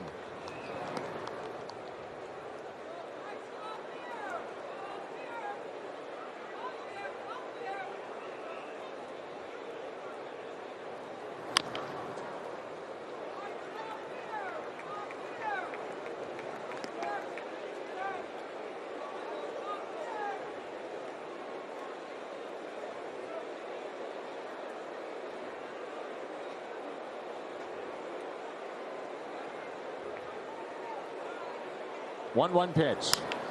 Ground ball hit to third. Escobar makes the play. And a 1-2-3 inning for Smith. Peralta, Pavin Smith, and Reddick coming up for the D-backs. Cards lead the D-backs 7-3 in Arizona. Tyler O'Neill celebrated his return from the IL last night by smashing a 2-run homer on the second pitch he saw. It traveled 451 feet Probably further, but I digress. Tyler had been out for 10 days with a fractured middle finger on his left hand. Tyler said keeping his vision sharp during the layoff was key for him. He told me, for me, it starts with just trying to see the ball as well as I can. It's just training your eyes again. Not getting consistent reps at the plate for a period of time makes the ball look smaller. Danny, Tyler says timing comes with reps. Seeing the ball comes first. And there's a ground ball hit to Tommy Edman off the bat of Peralta. And the out. Tyler O'Neill homering again tonight. 2-run homer back in the first. Cardinals picked up 4 early runs, and that was his 10th of the year. Oviedo gets the first out here in the 5th.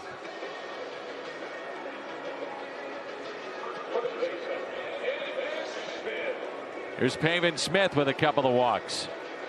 Oviedo with 6 walks allowed in this game, but only 3 hits through 4 1/3. And ball 1. How are we doing on our pitch count? We're still hanging in there. At 85, try to get him through 5 at least. You got to get the win. You got to keep cruising. You got to keep going.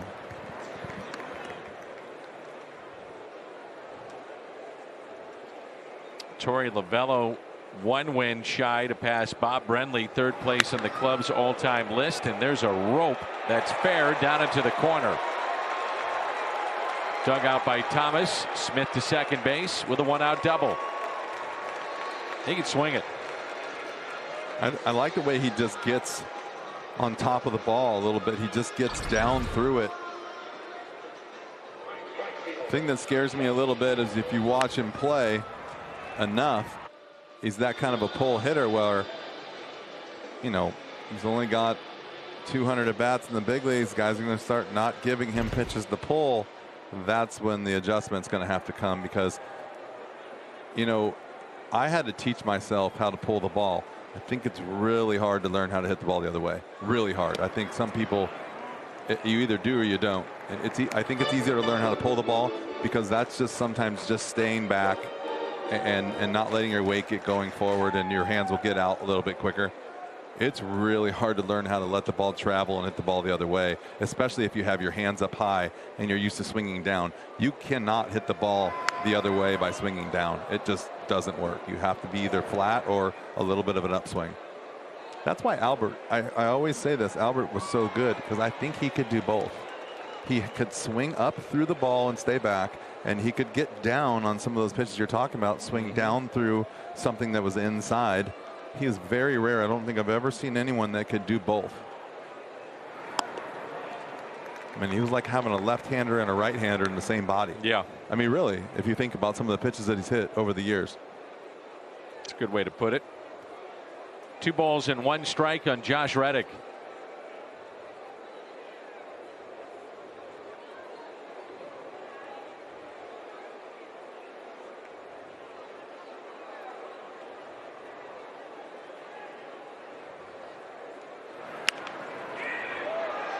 Shallow left center, drops in for a hit. And they throw it away. That's going to allow Reddick to take second base.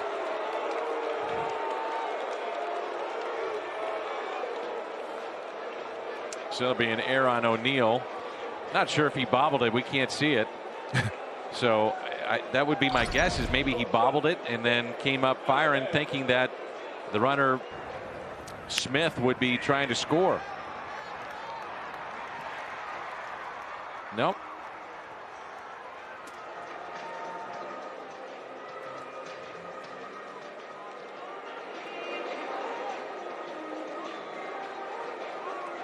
Look, to be honest with you, if I had to break that down right there, being in the outfield, it almost looked like he wanted to throw home. And when he saw the runner not running, he tried to like kind of slow it down. And he might not get a win. There's Jake Woodford.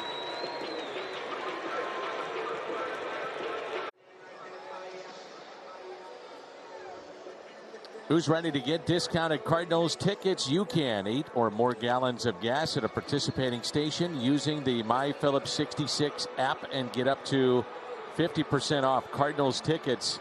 For more information, visit cardinals.com/Phillips66. So Chevy called to the pen, and Jake Woodford is into the ballgame now. The batter is Nick Ahmed.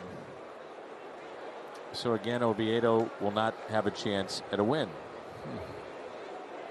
It's a tough one right there. Can't walk 6. Oh, you can't walk 6, and you're not getting a whole lot of help from the fielders at times. And there's a strike.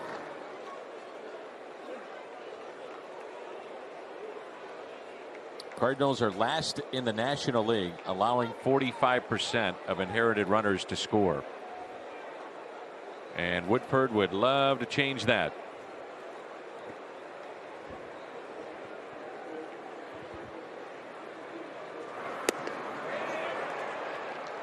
Nothing in 2.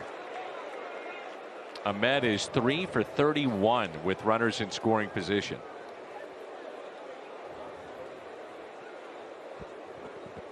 Ryan Buchter getting loose in the Diamondbacks pen.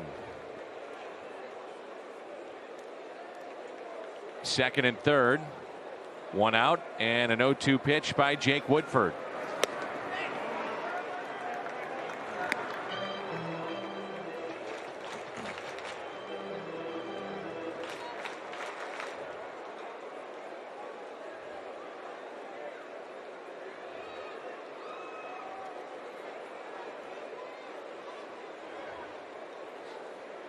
Time called. You could see that Oviedo was not happy walking off that mound. He's kind of shaking his head. I feel like when you get that close, you either want to win or lose. You just don't want to come out of the game. And guys don't want to come out of the game anyways, but a swing and a miss. So that sinker, holy moly. You're not hitting that. No one. So a key strikeout there for Woodford. 2 away here in the bottom of 5.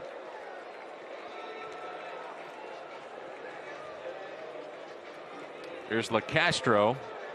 Twice he is grounded to Nolan Arenado. First time turned into an error by Tommy Edman, trying to turn 2, just dropped the ball, and then the next one turned into a double play, with Nolan stepping on the bag at third and firing a strike over to first. 2 outs, 2 on.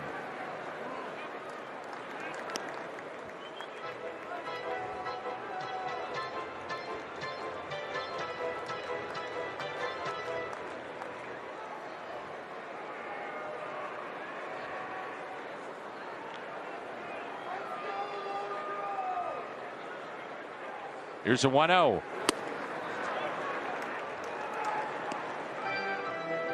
Get the feeling that if things go right, somebody, or maybe 2, maybe even 3, but someone else in that bullpen could emerge after this weekend.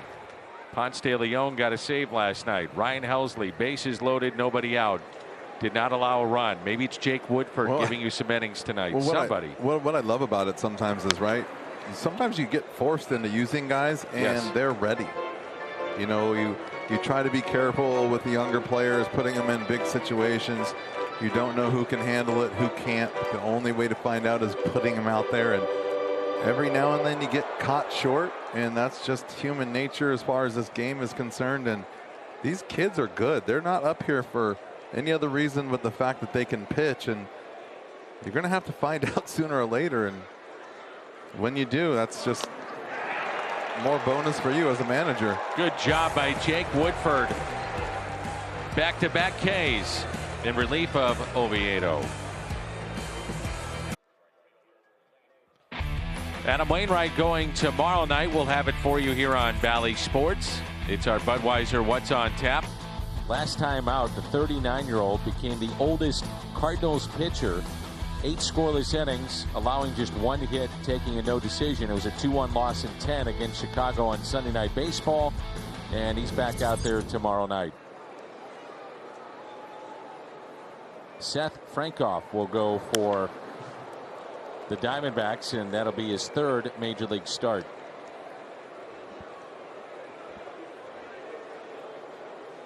Last time out for Seth, 5 earned in 4 innings against the Rockies.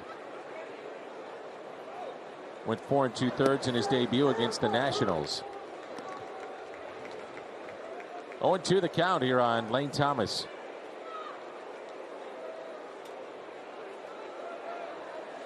Oh, 2 pitch. And a strikeout of Thomas. 0 for 2, a couple of strikeouts and a walk.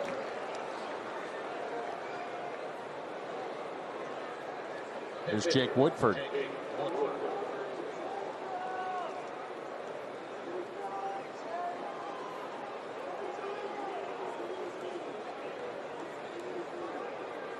We're in the 6th, and the Cardinals have a 7-3 lead. Strike 1.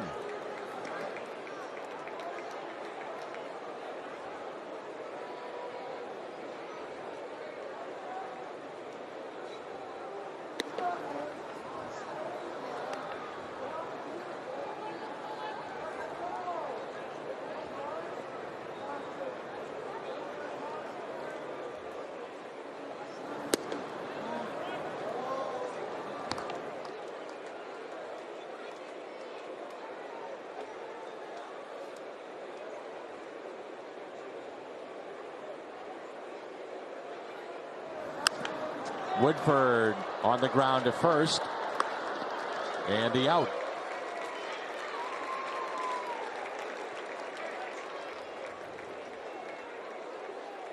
Cardinals vacations. There's one coming up in Cleveland. Baseball, football, rock and roll Hall of Fame. 4 nights, game tickets, winery lunch, and tickets to the Rock and Roll Hall of Fame. And to see the Cardinals, cardinals.com/vacations, 800-892-7686.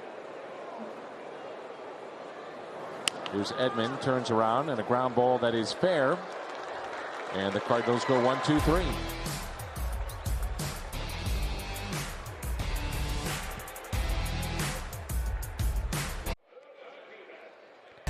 This copyrighted telecast is presented by the authority of the St. Louis Cardinals and not to be reproduced or retransmitted in any form, and the accounts and descriptions of this game may not be disseminated without the express written consent of the St. Louis Cardinals. 5 hits aside, and it's a 7-3 St. Louis lead.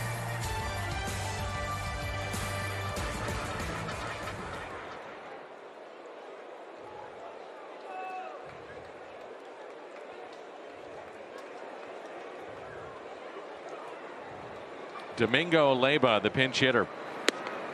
First pitch is strike.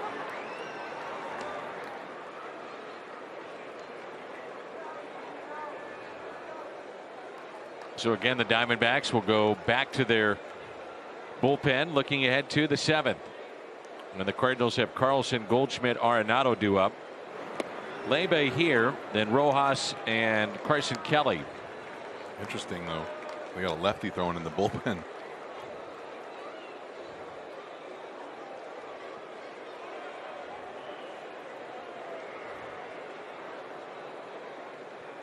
Here's a 1-1 pitch. Popped up. Sosa. And 1 away. 3 in a row for Woodford. While we have a moment, quick word from Great Southern Bank. Choices are never a bad thing, especially when they all look so good. Go ahead, take your time, and find the account that's perfect for you at GreatSouthernBank.com.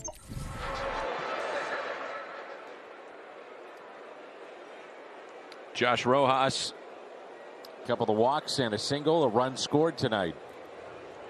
Cardinals got 4 in the first, 1 in the third, 2 in the fourth. Diamondbacks solo runs in the first 3 innings.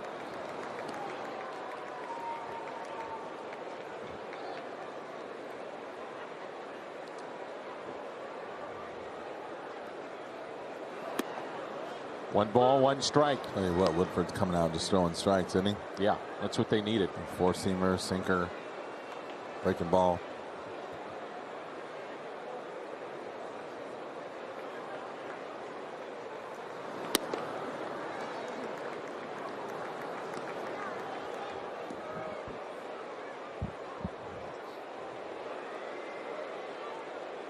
Do you not find that odd that they got a lefty thrown in the bullpen with Carlson and Goldie and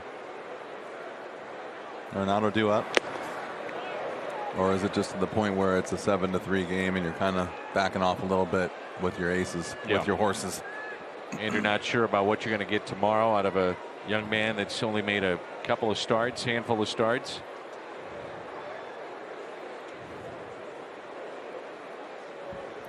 Two pitch and a strikeout.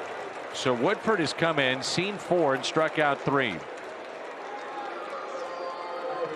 That's the thing. I mean, when you manage or you're trying to foul along, you say, well, you got to go with this guy in this spot because it calls for that.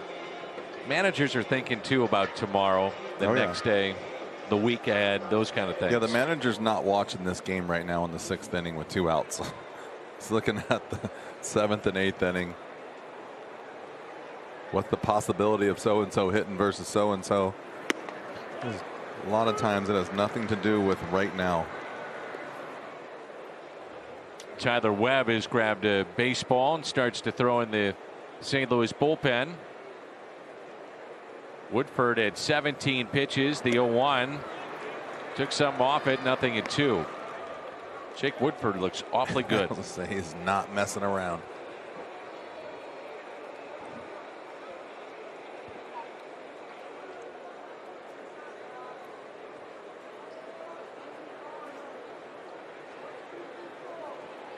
Oh, 2 pitch and a called 3rd strike.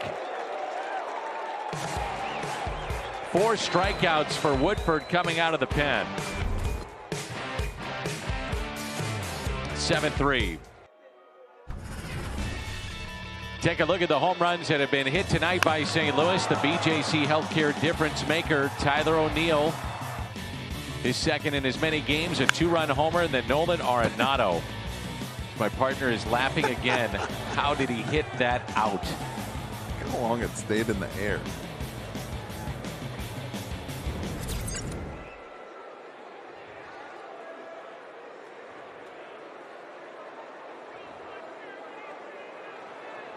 Chevy called to the pen, Ryan Buchter. And the lefty is in to start here in the 7th with Carlson, Goldschmidt, Arenado. And a ball to Dylan Carlson, who has walked and scored, lined out to right, and a double to right, picked up a run batted in.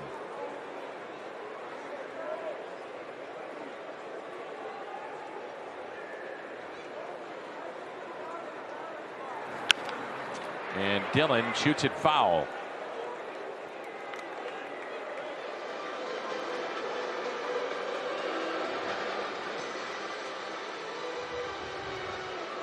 Gateway Honda home run inning. Cardinals hit a home run. Gateway Honda dealers will donate $1,000 to the Make-A-Wish Foundation of Missouri.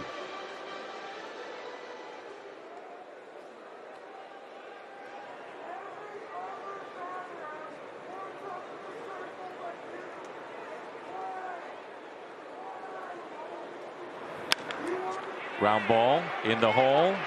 Ahmed. Carlson is out. Nice play right there. Tell you what, this guy is as solid as it gets in defense. It's a fine play by Nick Ahmed, and now it brings in Paul Goldschmidt. It's a darn fine play, Danny. Darn fine play. Call whatever you want. He got the out. Goldschmidt with an RBI back in the 1st, fly to center and struck out.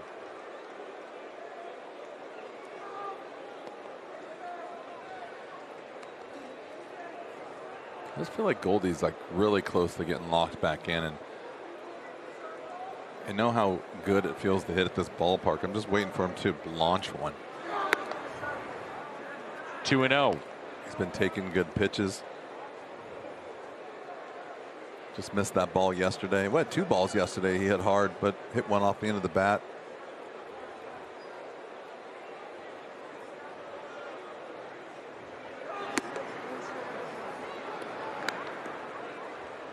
Three 3-0.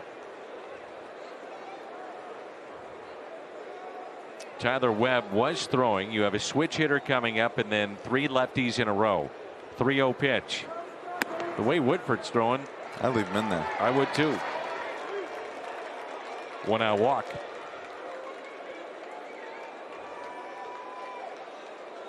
And here comes Arenado, lined out to center. Then the home run we showed you moments ago. And lined out to right. Average at 291. You start looking at all the different numbers of Arenado in St. Louis compared to his career numbers in Coors Field, and he's right about on track with exactly what he's been doing.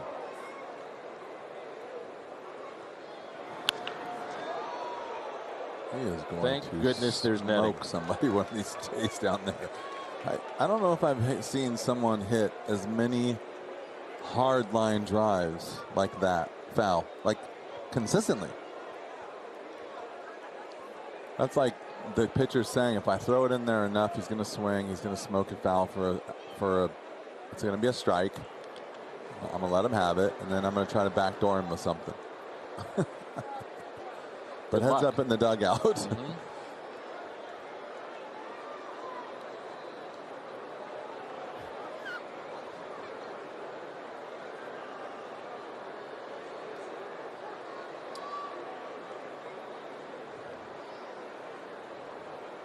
A 1 pitch. Arenado with a high fly ball into left. Peralta with the catch. Goldschmidt back to the bag at first, and there's 2 away.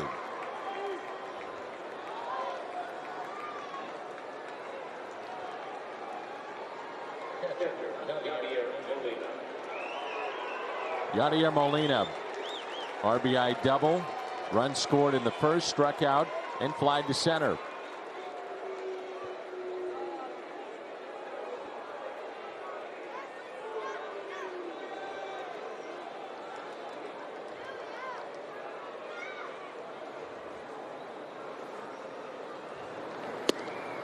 Good breaking ball there. He was about to jump ship right there if that was a heater.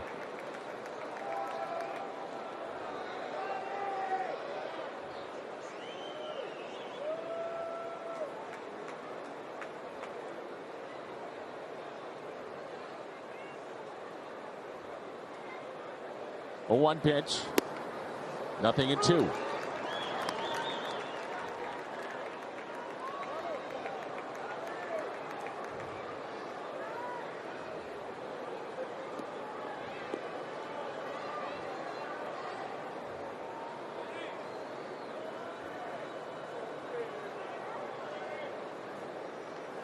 Try to bury that slider at his foot right here. Here's an 0-2. Got it in enough. So strikeout, time to stretch. Here in game 2. Bottom 7, Cards up 7-3. RBI double for Yadi tonight. Yadi's playing some of the best baseball of his career. Had his 6th game-winning hit of the season last night. And by the way, his slugging percentage of .553 is a career high. Yadi's going to turn 39 in July. He's not supposed to be getting better. Mike Schultz said this of Yadi today: it doesn't surprise me what he's doing, but it's sure impressive. He trains for it. He expects excellence. But to me, I don't marvel at what he's doing now. I marvel at what Yadi does in general. And Dan, Yadi does not apparently abide by the rules of aging at all. Not at all, Jimmy, and he's been contributing already in this ball game tonight. RBI double, run scored, a strikeout and a flyout, but Yadi making his presence felt early on in this game. It's Escobar, Peralta, and Pavin Smith. 4 strikeouts for Jake Woodford.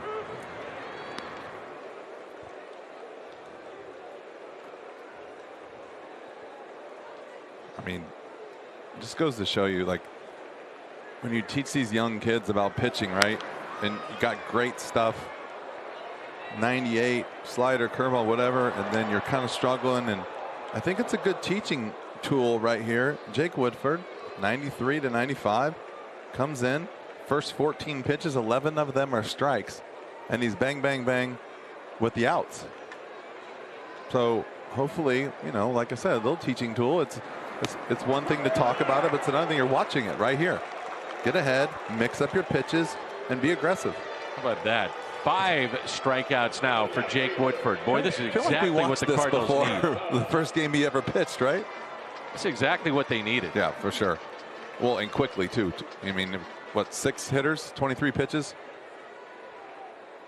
Yeah, you let him go as long as he's pitching like this.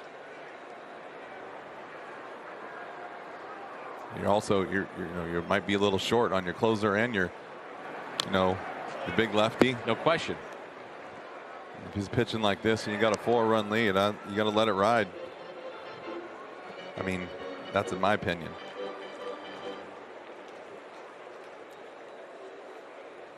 I know one of the Schultz is listening. I don't want to get in too much trouble. There's an 0-1 pitch to David Peralta. Ground ball. Goldschmidt takes it himself. Steps on the bag.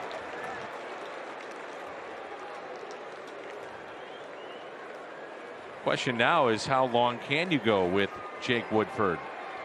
Peanuts Night is coming up at the ballpark. That's June 8th and 9th. Purchase of a special themed ticket. Fans take home an exclusive Cardinals themed Lucy bobblehead.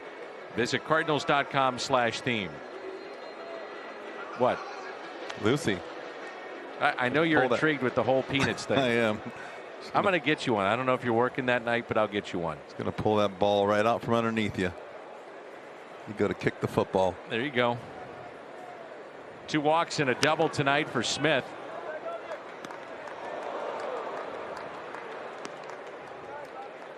Previous high for strikeouts for Woodford was 3. Did it 3 different times. And tonight he's got 5. This guy looks like a young, skinny Chris Duncan in the face, doesn't he? Kind of does. Kind of the same kind of swing too, right? Just hammer down.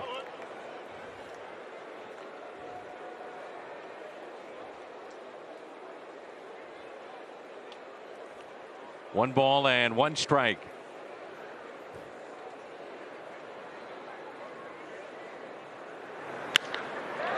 Line for a base hit again. This one into right center.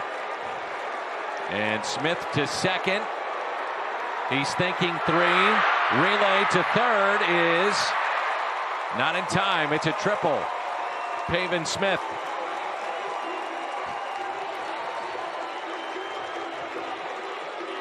On base for the 4th time.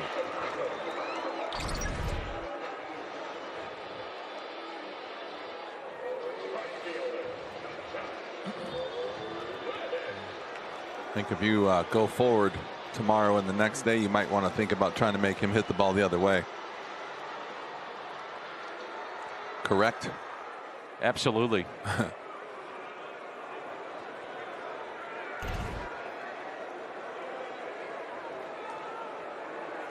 So here is Reddick, who's got a couple of hits. Now Mike Maddox out to visit. Ryan Helsley grabs a baseball. Webb will sit down. Pavin Smith had 2 hits last night too. Getting hot.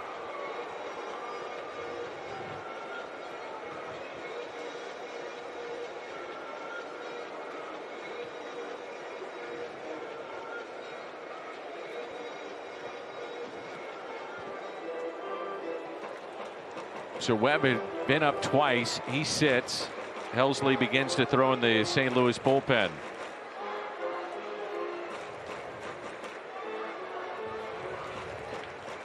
That's probably why they went to the mound right there. Little switcheroo in the bullpen and buy yourself a little bit of time. And a breaking pitch in there for a strike. Maybe kind of go and talk to Woodford about scouting report here on Reddick. But clearly allows you to get that time for, a little bit of both.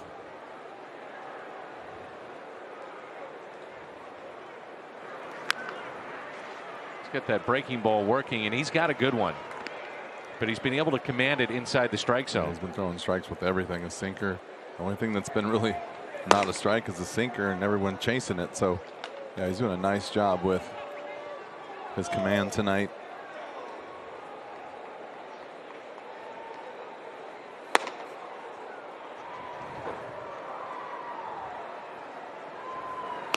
Fastball.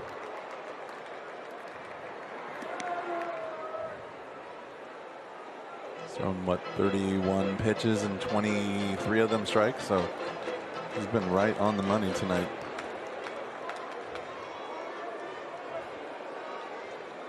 One and two the count. Another breaking ball. Nope. Fastball elevated, and it's 2-2. We're in the seventh of a Cardinal lead of 7-3.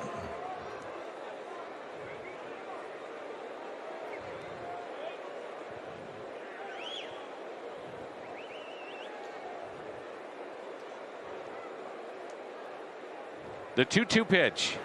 Elevated again and got him. Jake Woodford comes out of the bullpen and strikes out 6 tonight.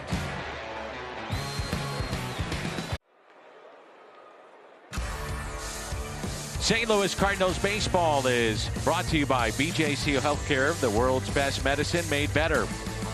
And by Budweiser, this Bud's for you.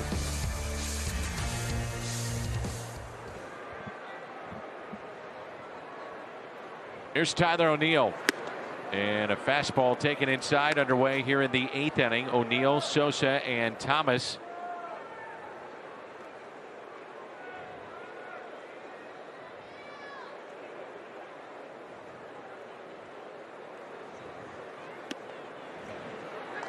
Guys, these lefties like to throw inside, don't they? Oh, crossfire too. Yep. I mean, I like the plan. Like, you know, you're trying to speed up the righties and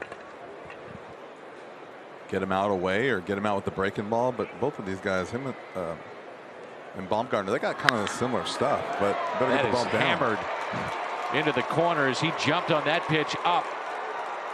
And Tyler O'Neill has another extra base hit. He's got a 2-run homer and now a leadoff double. Problem with that is when you start to challenge big league hitters and you keep throwing in, one, you're going to make them mad. Two, you're going to make them want to swing more, or swing harder. So you better get it down and you better hit your spots, because if you miss a little bit when guys start looking in, they're trying to launch.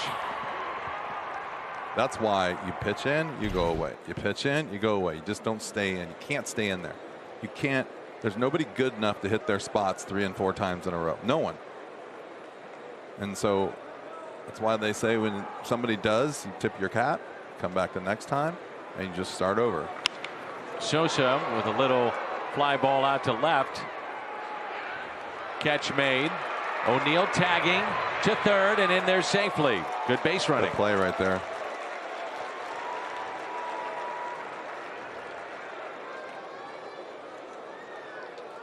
You picked up on it earlier. Peralta not throwing all that well, and they made sure that once that ball was in the air, O'Neill was tagging out.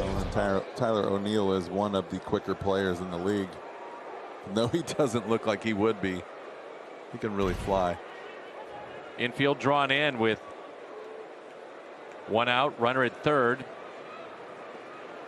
Lane Thomas. I almost think about a squeeze here.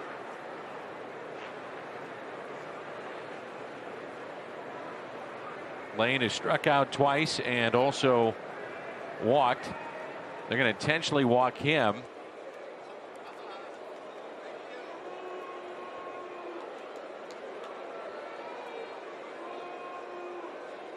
That'll force Mike Schilt here with a move.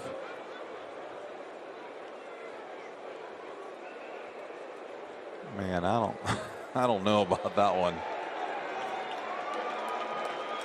Move It'll or be no Matt move. Carpenter.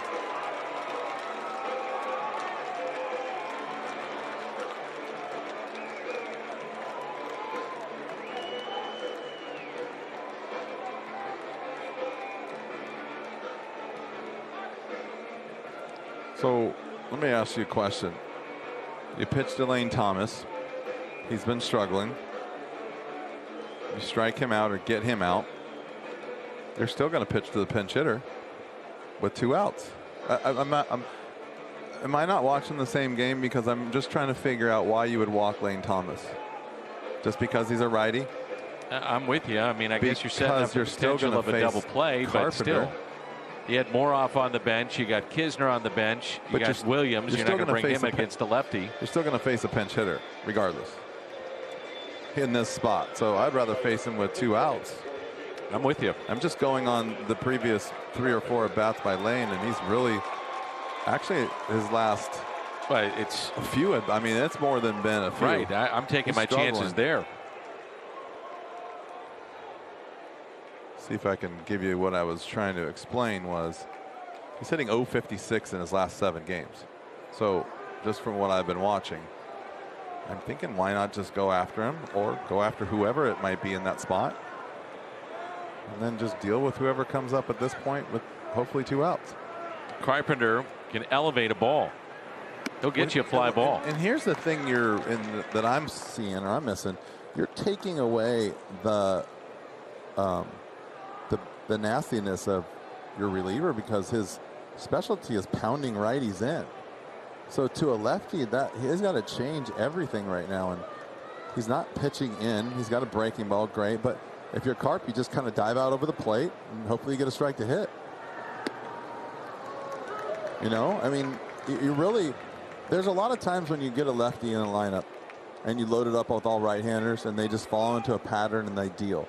Sometimes when you get that same lefty on the mound and you mix in a few lefties in the lineup, all of a sudden every now and then they got to switch up their game plan and it makes it harder for them. They just can't fall into fastball away, change up, or change up away, fastball in, change up away. You got to work. Thomas was running on the pitch. Do something a little different. I was always a firm believer in leaving your lefties in against certain guys, unless the guy's just overly dominant. But even against a guy like Randy Johnson, you're doing him a favor by throwing 9 righties in there. Doing him a favor. Because you put even one lefty in the middle of the lineup, even though that guy might not get a hit that day, that might change his routine for the guys around him. I'm with you, though. I'm taking my chances with Lane Thomas. I mean, it's 7-3. If he makes a bad pitch and he pops it, or hits a fly ball or a ground ball or even a base hit, so what? There's a 1-2 pitch. And Matt Carpenter is just so close. He just gets the head of the bat out a little bit.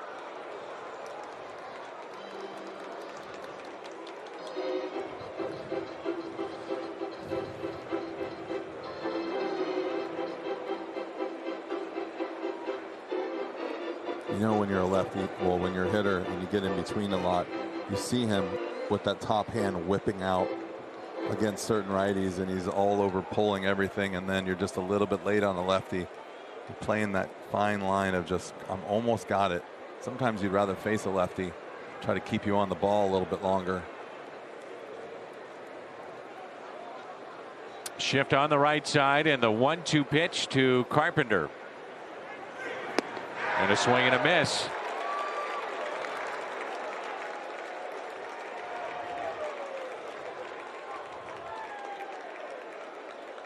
And with runners at first and third, batter is Tommy Edman. Yeah, and that's the other problem. Now you're facing him, which extend the inning to get to him.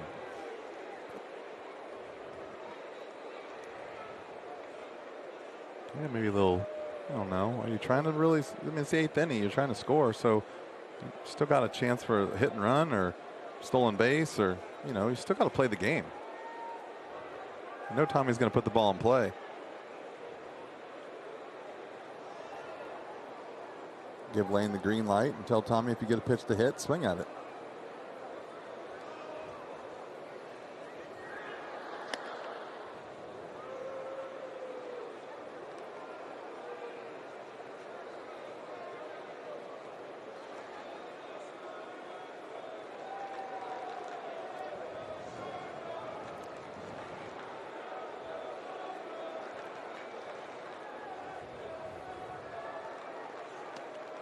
Edman has been on base 3 times tonight, stole his 10th base back in the first, 2 walks and an RBI single.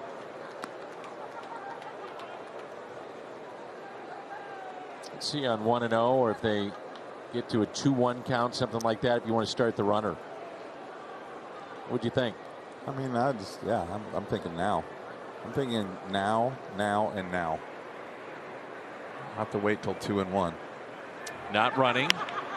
And Edman with a fly ball into left. And the catch is made. Torrey got away with it, which good for him. Head to the bottom of the 8th. 4-run St. Louis lead. Bottom of the 8th rolls in. Take a look at what's happened tonight. Tyler O'Neill with a 2-run homer back in the first. Cardinals scored 4 runs in the first. Nolan Arenado with a home run. I think he was pumped. Dylan Carlson's had a good game, and Jake Woodford coming out of the bullpen with 6 strikeouts. There's your game summary, and the Cardinals have a 7-3 lead over the Arizona Diamondbacks. Mike Schilt goes to his bullpen here in the bottom of the 8th, and the new pitcher in is Ryan Helsley. The Cardinals hold on, and if everything goes to plan and they can get through the 8th and the 9th, tell you what, Jake Woodford has done an incredible job, not only to save your big 3, yes, and what it sets up for the rest of the weekend. Yeah, it's he saves your bullpen, saves your win, probably gets the win, and he's right now my player of the game. Helsley came in last night with the bases loaded, nobody out in a 1-run game, a 1-run Cardinal lead, and struck out 2 and got a ground ball and pitched out of the jam. No runs allowed. Back-to-back days here. You said, do you say 10 pitches last night? Nick Ahmed, and the first pitch is strike. That has been a better pitch recently here for Ryan Helsley. That little slider. He just throws so hard. That thing's nasty. Who are you kidding?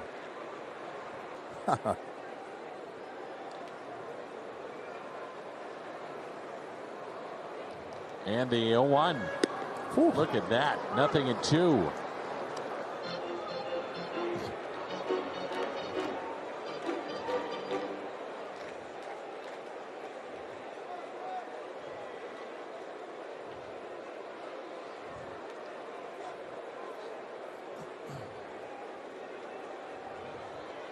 Med tonight has walked in a pair of strikeouts.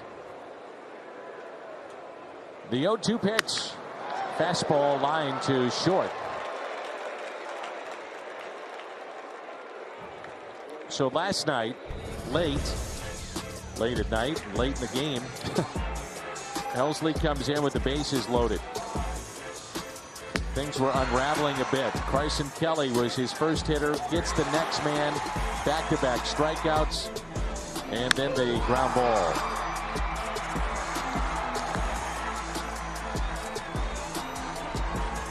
And at that time, there was a 1-run lead, and Carlos Martinez had a chance to be a winner in that game.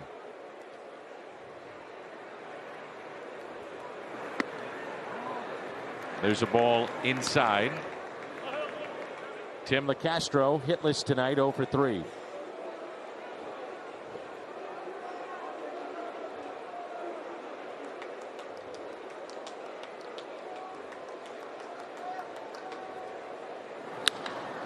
That's pulled, and a fair ball just over Arenado down into the corner.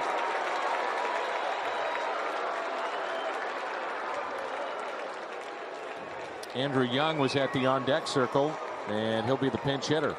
Pretty good swing on a breaking ball coming from a guy who throws 99. A little bit of maybe a hard slider. Just stayed in the zone a little bit too long. Nice try by Nolan right there. With a pullback Young, it'll be Ketel Marte as your pinch hitter.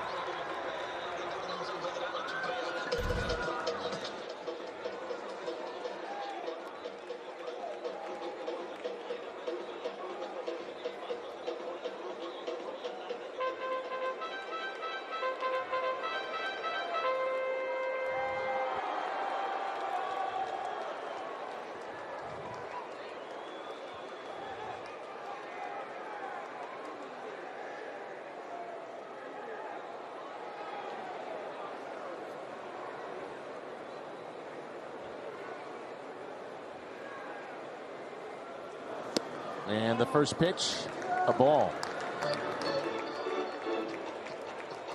Didn't get the high strike on LeCastro, and now doesn't get the low strike on Marte. They've already used Domingo Leyba as their primary pinch hitter. The zone got a little tight all of a sudden. And the 1-0. 2 balls, no strikes. That's the problem, you know. Throw strikes, you don't get them. Start thinking about, oh, what am I going to do? You got 2-0 count. Now all of a sudden the wheels start turning. I got to be careful, got to be careful.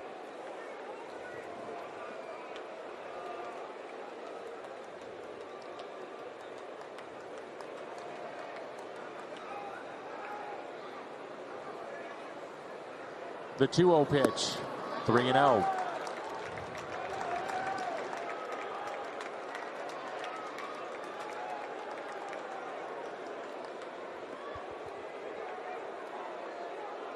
Top of the D-backs order. Josh Rojas on deck.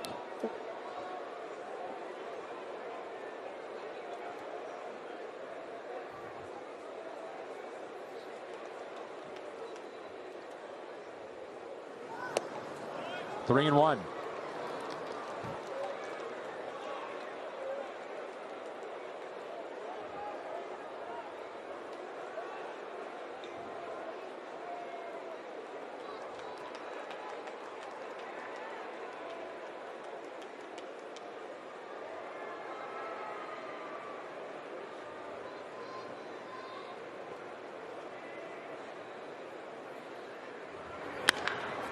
Ground ball. Edman keeps it on the infield. It saves a run. And runners at the corners, and we head to the top of the lineup now. Great play by Tommy to keep that on the infield. This is a great play by Tommy right here. He's trying to make this play, but you know these guys, he wants to throw this guy out at first base, and he just rolled over that ball right there. But kept it on the infield.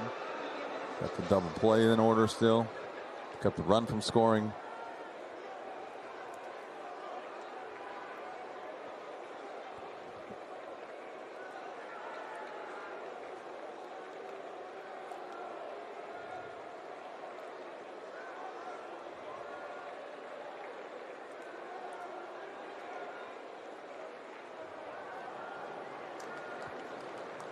So first and third and one down. Rojas takes a ball low.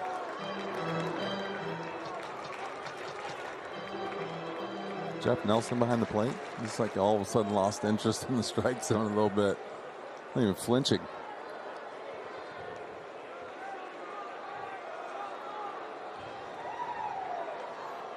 Outfield is straight away. The 1-0. 100 from Helsley. Catches the bottom of the strike zone. 1 ball, 1 strike.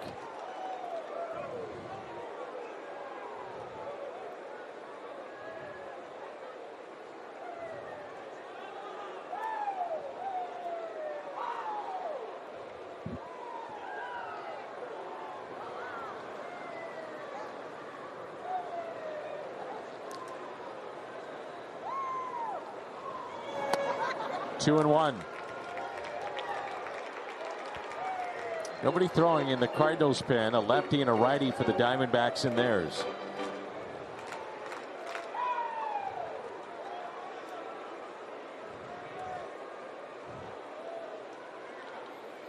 This will be pitch number 14 of the inning from Ryan Helsley.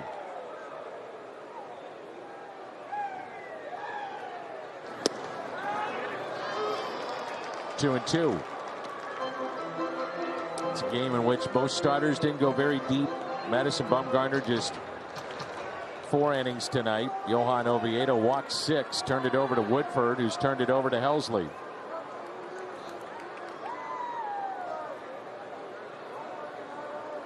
Bumgarner walked 4.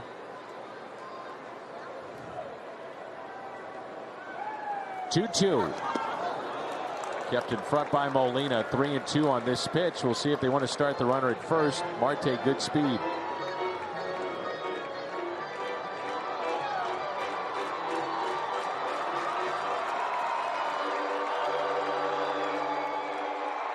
Bryson Kelly, who's been their best threat, is on deck.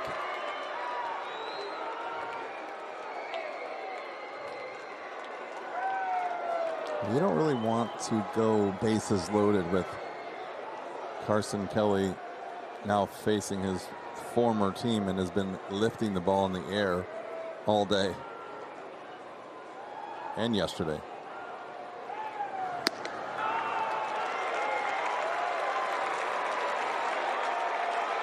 They're all loaded up. Perfect. I'll just get a double play ball here and make it exciting and get on out.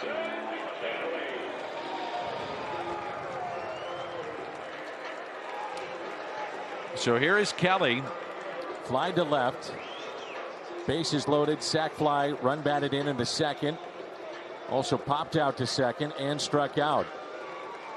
You just saw on that at bat, Jimmy. You got a 4-run lead. And I am curious about what you think about this. The pitch selection on 3 and 2 to go off speed. He hit 100 in that at bat. I mean, I'm never like 3 and 2 breaking balls and stuff with guys that are erratic and guys that don't have a lot of control. You're talking about your elite pitchers that can do that. You know, your Wainwrights and your Chris Carpenters and your Maddox and, you know, guys like that. There's not very many guys in this league and up and down the rosters that can do that. And for strikes, I mean, you're not trying to fool somebody in that situation. You might have just fooled yourself into a grand slam, you know, and that's like you say, when you're standing out there and you're watching the game, it's your worst case scenario every time. And your worst case scenario just happened. And now your worst case scenario is you're 1 pitch away from a tie ball game. And that's the way you have to think about it, because that can happen. It's not like it's an accident that all this happens and then boom, homer ties up the game. So the tying run at the plate, Carson Kelly. Bases loaded, 1 down. First pitch to him.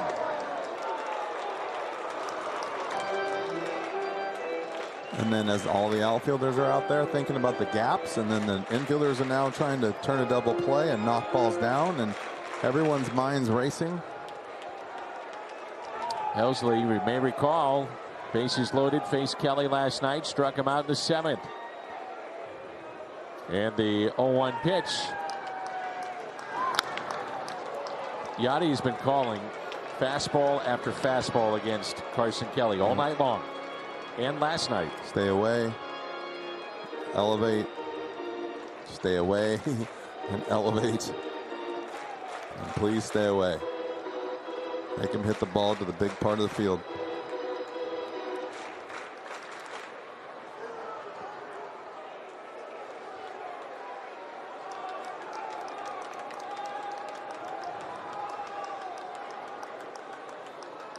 Oh, 2 pitch.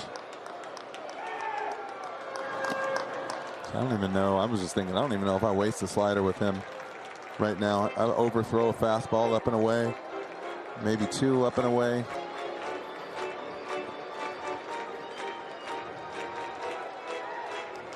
We could just slowing the ball down for him to get his bat on it.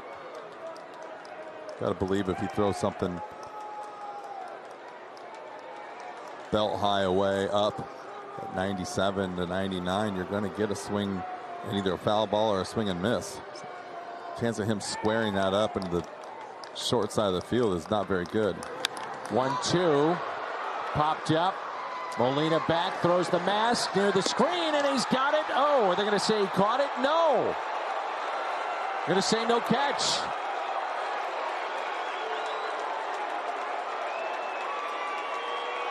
And Yachty wants him to check. And here comes Mike Schilt. And Molina pleading his case as if to say, I was going in my glove to make sure and throw just in case. Well, the thing you got here is You have older umpires that have been umpiring through these new rules that used to have to pull the ball out of your glove with your bare hand, right, in order for it to be a catch. And so they're not going to. I mean, clearly catches this ball. I mean, nowadays the new rules, that's a catch. I would happen to agree with you. That's a catch in now today. Right. 10 years ago, that's not a catch.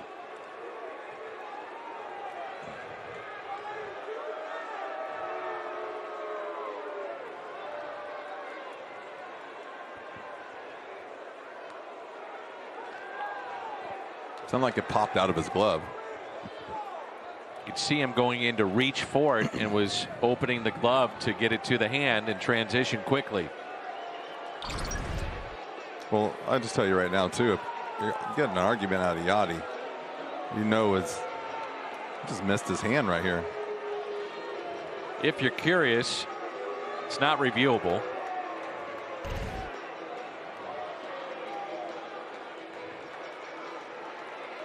So Molina gets an error on the play.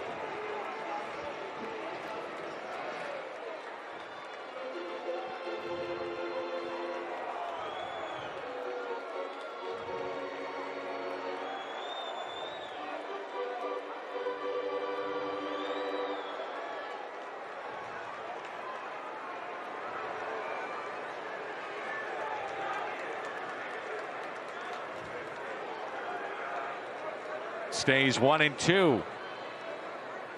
Next by Ryan Helsley. Kept in front, 2-2. Boy, that's a big play. I'll tell you what. It looks like as Carson Kelly, if you throw him a strike with a breaking ball, he's not going to swing. He's looking fastball, and he's going to let you bounce that slider all day long. It's that basic hitting philosophy is I'm going to look dead red because you throw so hard, and if it's spinning, I'm going to take it because I know you're not trying to throw it for a strike. So either look for him to just blow one by him, or if he throws a strike with that breaking ball, I don't even think he'll swing. That was the first error on Molina this year. Bases are loaded, 2-2 the count now on Carson Kelly.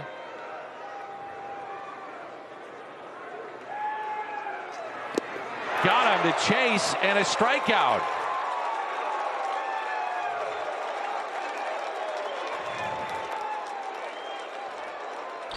But the soft hands here. Watch Molina here. Ball might hit the plate. That is not an easy play. Ball hits the plate, doesn't it? And skips. It's like a cutter right there. Yeah, it sure did. And when a ball hits a plate as opposed to the dirt, you don't know what kind of hop you're going to get. And you're going to get like a Super Ball hop. Yep. I'm surprised that stayed down. The difference of it hopping on cement and difference in the dirt, like hopping on grass. And now it's Escobar with the bases loaded.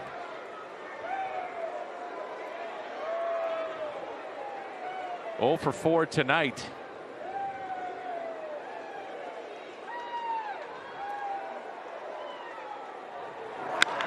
And a ground ball. Base hit into right.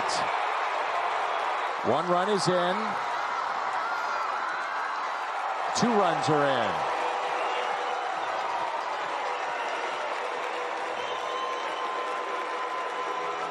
It's a 7-5 game.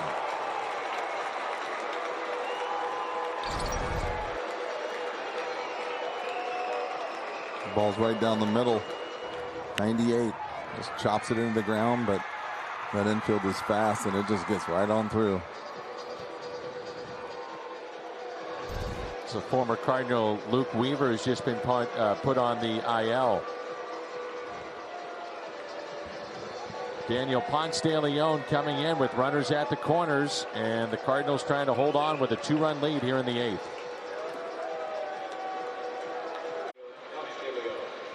Daniel Ponce de Leon picked up the save last night, and it's our Chevy call to the pen.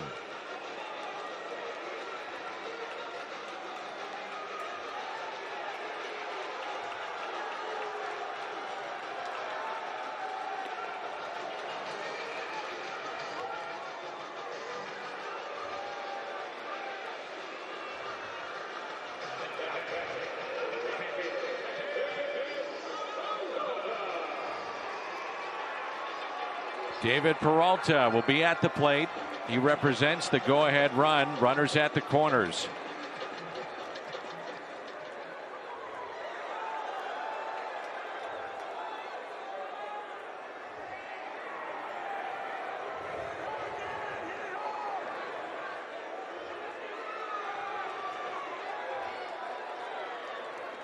RBI tonight with a base hit, also a walk and a run scored, and a fastball in for a strike.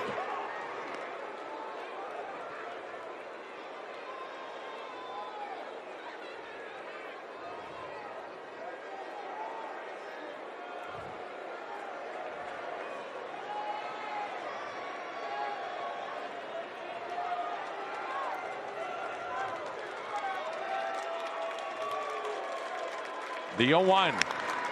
Fouled back, 0-2.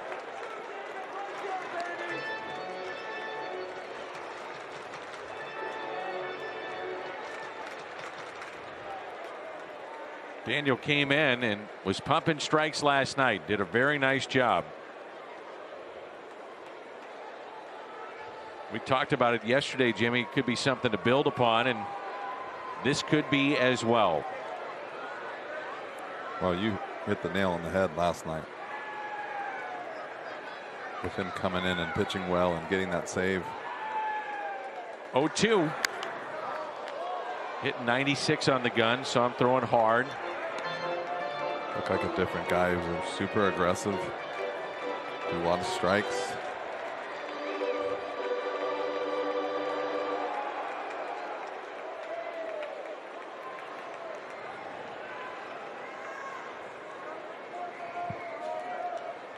Went 14 pitches to 11 strikes last night. That's what you want to see. Right after guys. Going after Peralta here. The 0-2 outside. 1 ball and 2 strikes.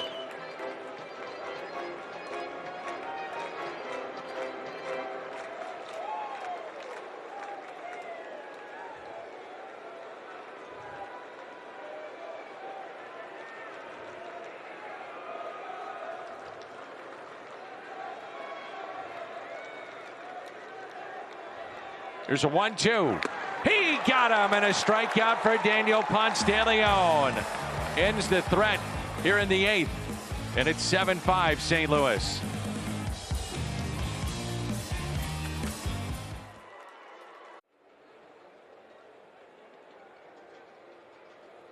Well, hidden behind Lane Thomas is Daniel Ponce de Leon, and he comes up with a huge strikeout of David Peralta. Peralta representing the go-ahead run, tying runs aboard. His reaction,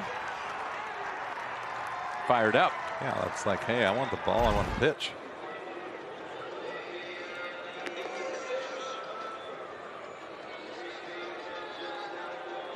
One of the storylines pitching wise for the Cardinals tonight, Jake Woodford, 2 2/3, 1 hit, no walks, 6 strikeouts. Dylan Carlson leads it off against Joe Mantiply, and it's our Chevy call to the pen.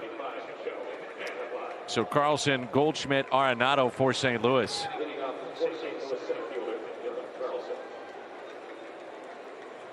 Carlson has walked and scored, lined out, doubled, and grounded out to short.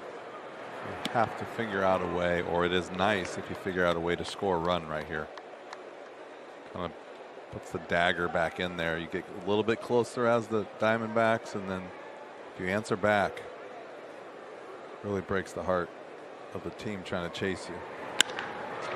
Driven out to center, and that's Ketel Marte, who stayed in the game. Gosh, Castro moved from center to left. Such a good swing right there. He's hit the ball hard a few times. Right on the nose. There's Paul Goldschmidt. Twice he has flied to center.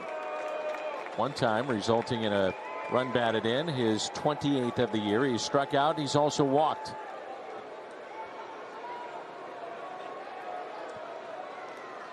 One out, nobody on. Still waiting for that homer.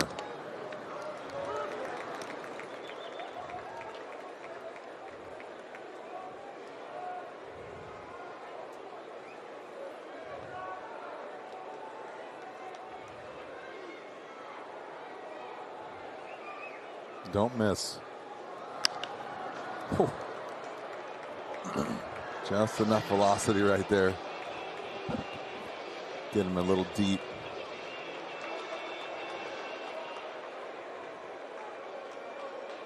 No balls, 2 strikes. Big gap left center. They shade him a bit and right. Hits it sharply towards second, and they throw it away. And Goldschmidt on his way to second base. In there safely. Aaron Rojas. What were we talking about earlier in the day? What did I tell you about the errors? What did I say? Laziness is the reason for a lot of errors, right? This ball, he makes a good play, getting in front of this ball or catching this ball. But watch what he does at the end. And just flip it.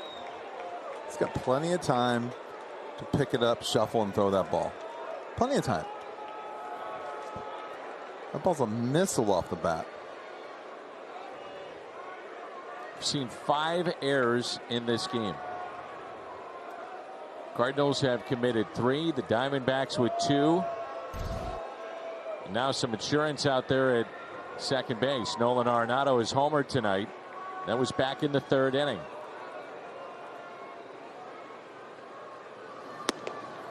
And ball 1.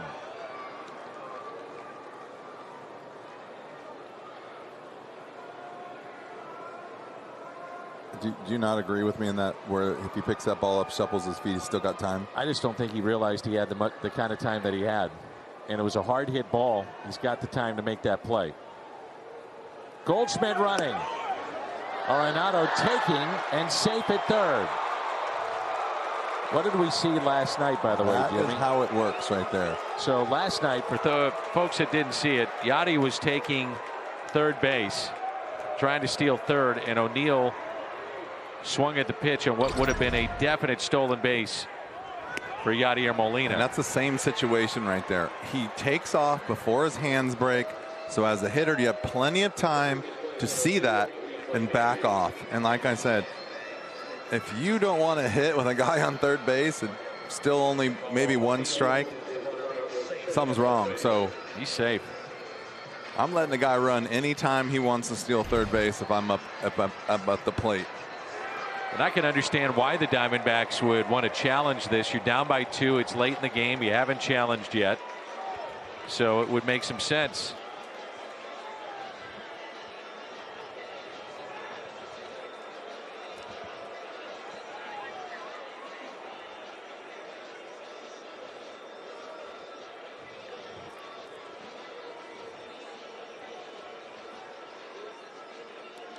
So stolen base for Paul Goldschmidt.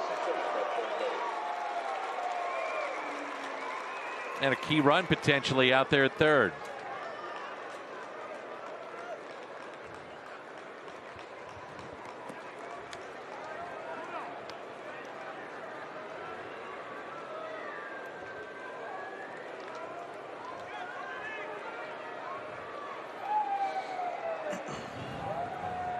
Two 2-0 the count here on Nolan Arenado, and the infield is drawn in.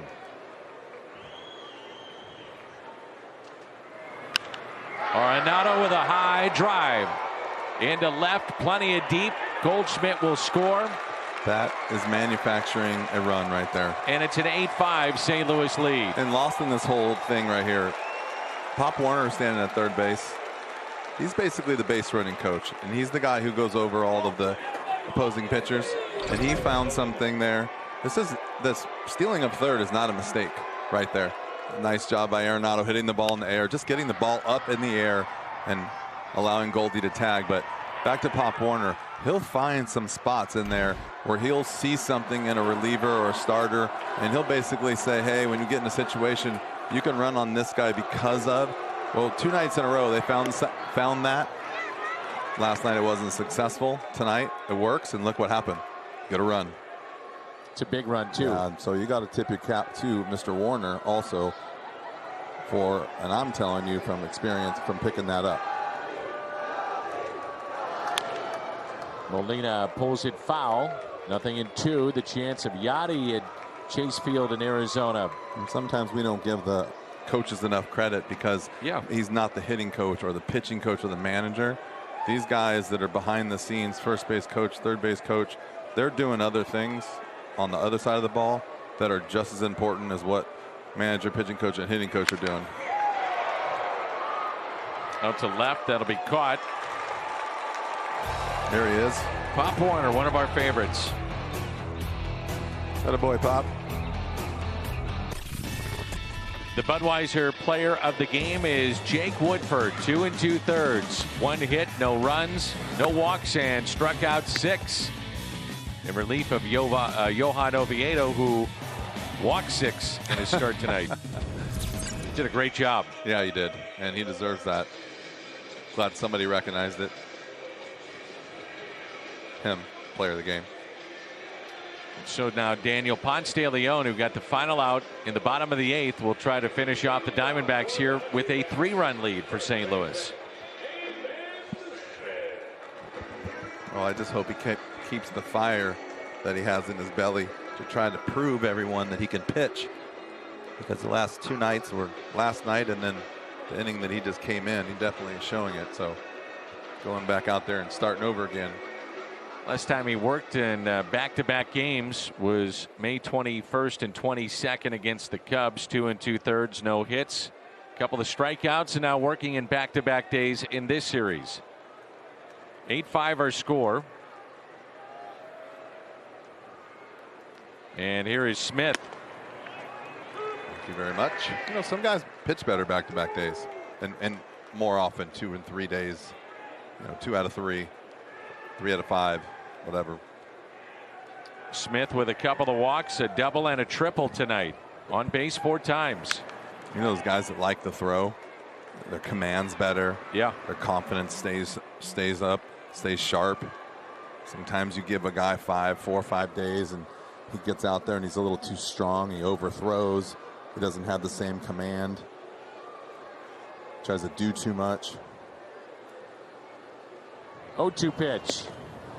Breaking ball in the dirt. Breaking ball went through the zone right there. End up on the ground. Seeing that tomorrow with Adam Wainwright.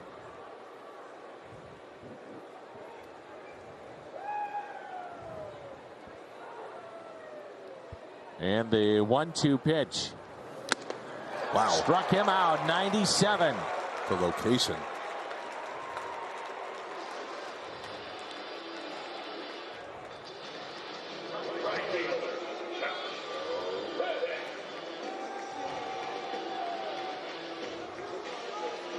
You know what?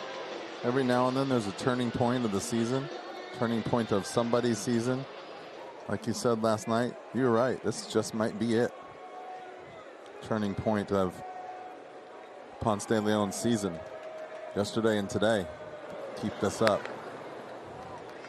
2 outs away from another Cardinal win.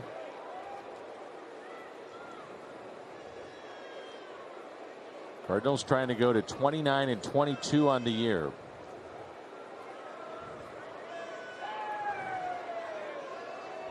The 1-0. Hit out of play. 1 ball, 1 strike. It's funny when you watch a guy like Ponce pitch. You see that sometimes with guys that come out of the bullpen with good breaking balls, a lot of change up here and there. But you just start challenging people, and guys are just waiting for you to throw that breaking ball, and everyone's just late. And you're just firing fastball after fastball after fastball.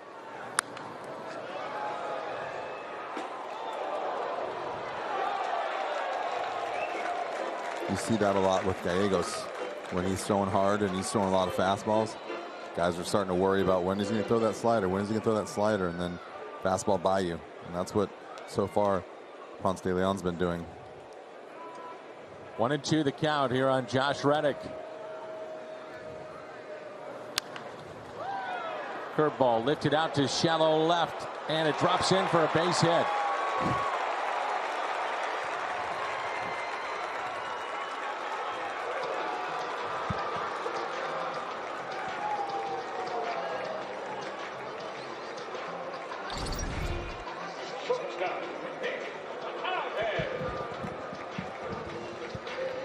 Little bloop double off the bat of Reddick.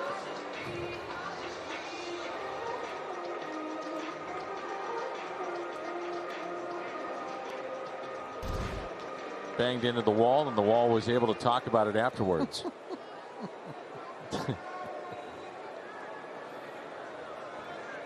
Here's Nick Ahmed. Runner at second. He has walked, struck out twice.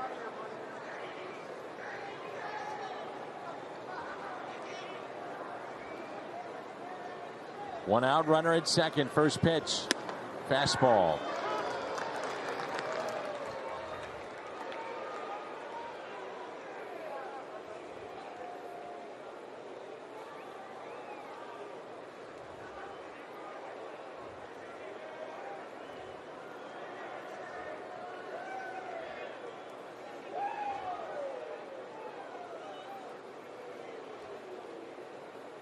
0-1. 0-2. Chased the ball up.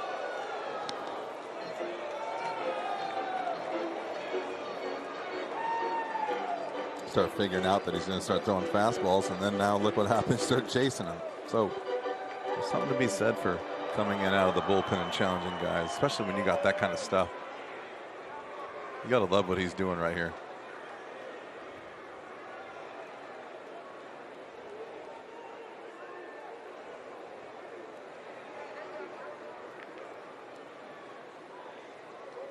Oh-2 pitch by Daniel Ponce de Leon. He's throwing hard tonight. Yeah, good try right there too. Trying to get him to chase again. Maybe look for that breaking ball again right here. Change his eye level.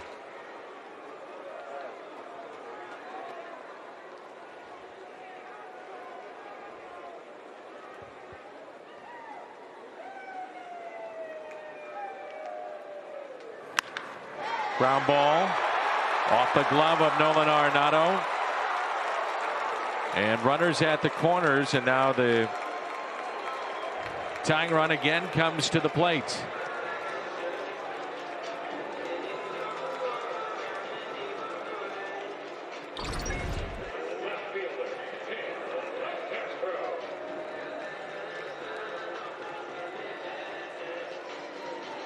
Base hit for Nick Ahmed. Runners at first and third, and LeCastro will be the batter.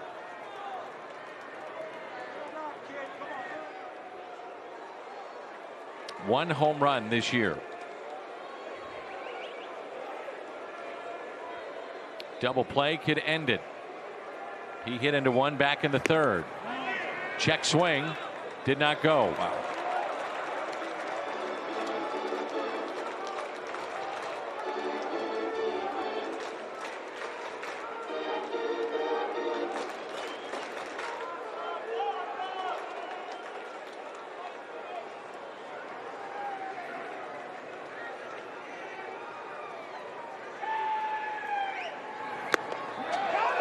And that hit him.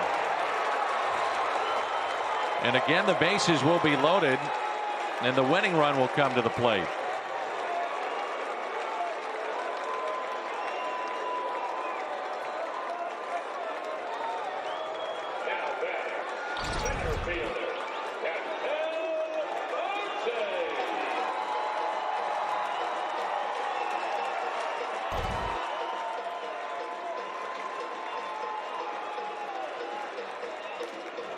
I feel like he got hit like that last night, didn't he?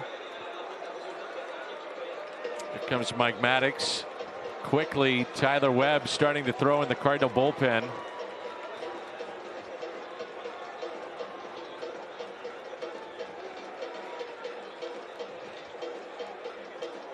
And Marte here, then the left-hander Josh Rojas.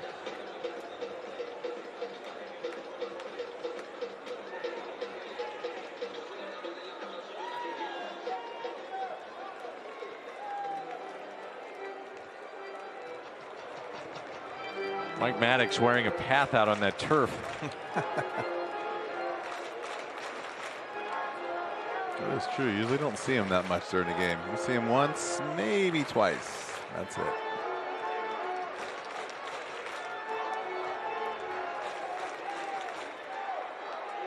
Inning started with a strikeout, then a double, single, hit batter. They're all loaded up for Ketel Marte.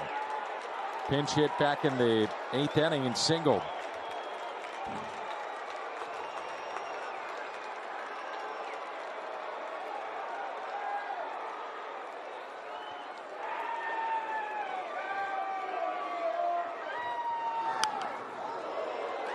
Strike one.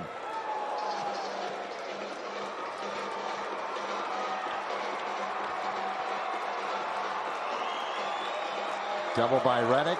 Ahmed face it off the glove of Nolan Arenado. LeCastro hit by a pitch. That's very good speed at first base.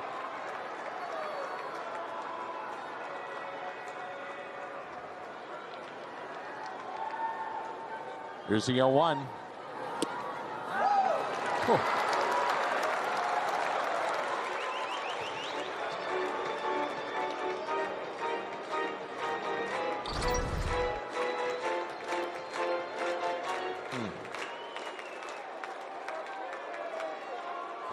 got to catch the plate somewhere, doesn't it?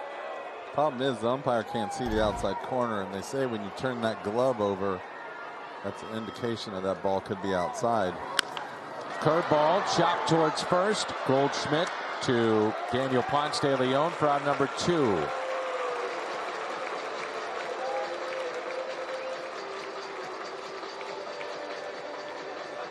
So 2 away. Run does score to make it 8-6.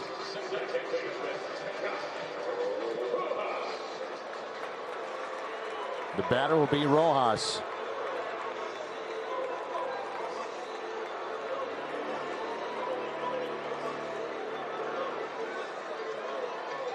Base hit could tie the game up. Rojas has been on base 4 times tonight with 3 walks.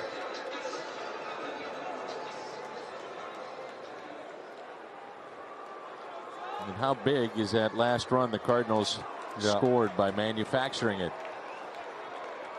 It's hitting .296 against right-handed pitching.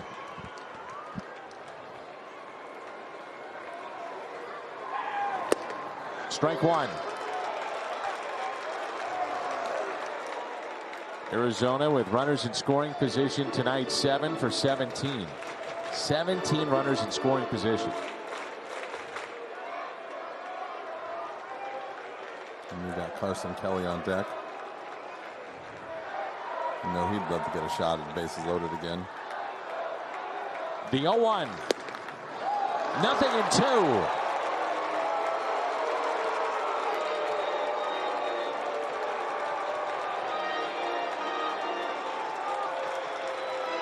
And the Diamondbacks down to their final strike. Infield is basically straight up. Edman playing the shallow portion of right field.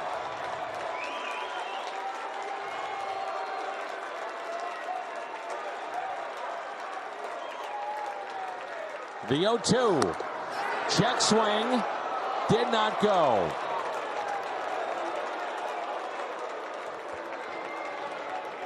With Ponce here, you got to be careful. If you get too excited.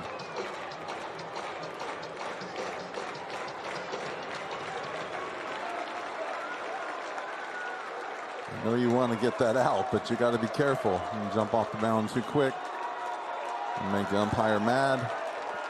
Just pitch until they tell you it's over. The 1-2. Oh my. Just missed. Just missed what? Just missed going through the hole. Just missed going through the entire middle. box. Yeah, we get it.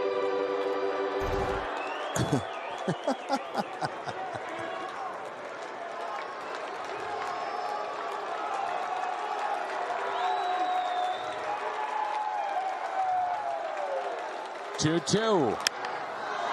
On the ground. Slowly hit. Sosa got him! And the ball game is over. 8-6 the final on a great play by Sosa to end it. They're going to challenge, or at least have them take a look at it if they can, but look to me like he got him. What a pitch. What a play. Sosa's playing towards the middle and had to circle that ball to get something on it. What a play. What an inning. Holy moly. Can they make it more exciting? They're shaking hands. This game is over. And the Cardinals hold on by the final of 8-6. And another wild one in the desert. Gosh. Hey, let's do it again tomorrow. Made me nervous. Game 3 tomorrow and the post-game show coming up. Cardinals hold on. And they're now 29-22.